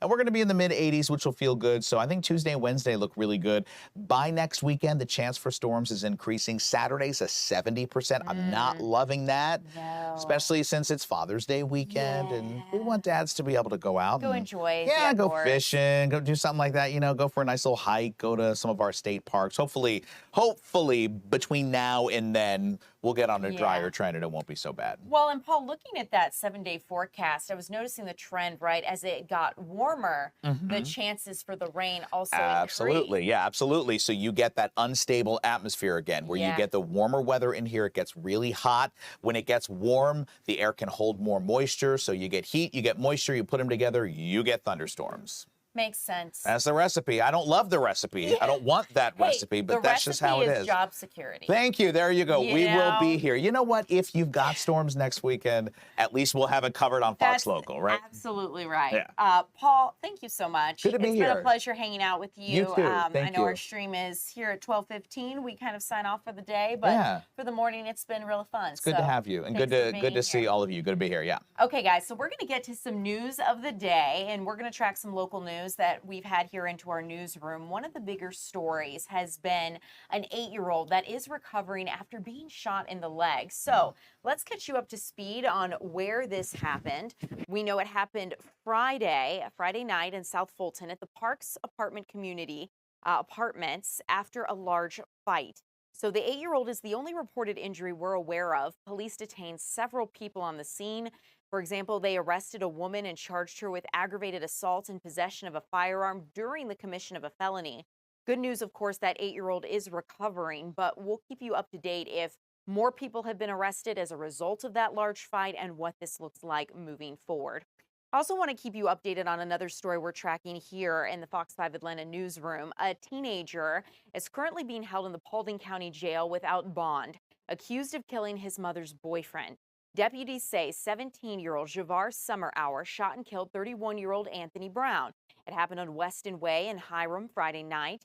Now, investigators say the teen ran off after the shooting, but they worked with the family and were able to find and capture him a short time later. Now, investigators are looking into what led up to that shooting. We'll continue to keep you updated as we learn any new details. I do want to keep you guys up to speed on something that's probably music to many of your ears, which is you may end this week at least $250 richer. How, you might ask? Well, the state of Georgia is beginning to send out those state rebate checks this week. And when we take a look at what you could earn, or rather get with this check, single filers will get $250. Those who filed head of household will get $375. And married filers filing jointly will get $500. Now, keep in mind, if you paid your state taxes or got your state tax return through direct deposit, that is exactly how you are going to receive this rebate. If, however, you paid your taxes by mail or received that deposit by mail, that return by mail, that is how you're going to get this rebate. But note, when it comes to eligible taxpayers, only those who filed returns in 2023 and 24 will get refunds. You also need to live in the state of Georgia full-time to be eligible, and it goes without saying, if you owe any money to the state, they will withhold your tax rebate check. Well, looking ahead to tomorrow, the trial begins for a man accused of shooting an APD officer. He's also one of the defendants who separated his case from others in the YSL RICO trial. We're talking about Christian Eppinger. Investigators say he shot Officer David Rogers 6 times as police tried to arrest him on Old Hapeville Road in February of 2022. Now, Officer Rogers survived, but Eppinger is also accused of using a laptop during the YSL trial in 2023 to communicate with other YSL members who were not in custody. We'll continue to keep you updated on this story as we learn any new details, and of course, we'll be in the courtroom to show you the latest there as this trial unfolds. And if anything is delayed, you'll know about it right here in the Fox Local app. Well, you guys, I want to keep you updated too on some other news happening next week. On Tuesday, we're expected to get new details on how many people are living on Atlanta's streets and the city's policies to help those who are struggling. The final homelessness task force report is expected to be released sometime Tuesday.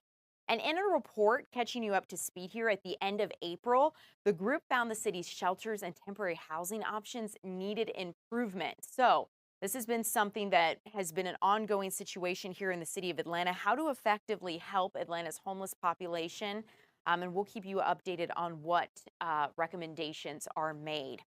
I want to bring you now to some newly released video from body cam footage of officers in Sandy Springs. Just terrifying moments where 2 police officers worked to save a choking child's life back in March. And now those officers, 2 of them, are being hailed as heroes for their efforts to save that child.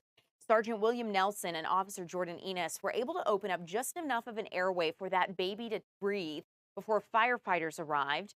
The 2 officers have worked together for over a year and credit their relationship with being able to work in sync silently. The baby had swallowed a pistachio and had to be taken to the hospital for surgery because that obstruction was so deep. But the baby's life was saved thanks to those officers' efforts. Well, guys, I do want to bring you to some national news that we have been tracking here in the Fox 5 newsroom. President Donald Trump has deployed 2,000 members of the California National Guard to Los Angeles to control clashes over immigration. The president ordered the deployment despite California Governor Gavin Newsom's objections. Protests became hostile yesterday in a predominantly Latino area of LA, and that's where police say demonstrators threw rocks and cement at Border Patrol vehicles. Agents answered back, those Border Patrol agents answered back with tear gas and flashbang explosives. The White House did not give a timeline on when the troops will arrive, but we'll continue to keep you updated as we learn any new details. Thank you guys so much for streaming with us here on Fox Local, YouTube, or a FAST channel, wherever you're joining us from. We do appreciate having you here.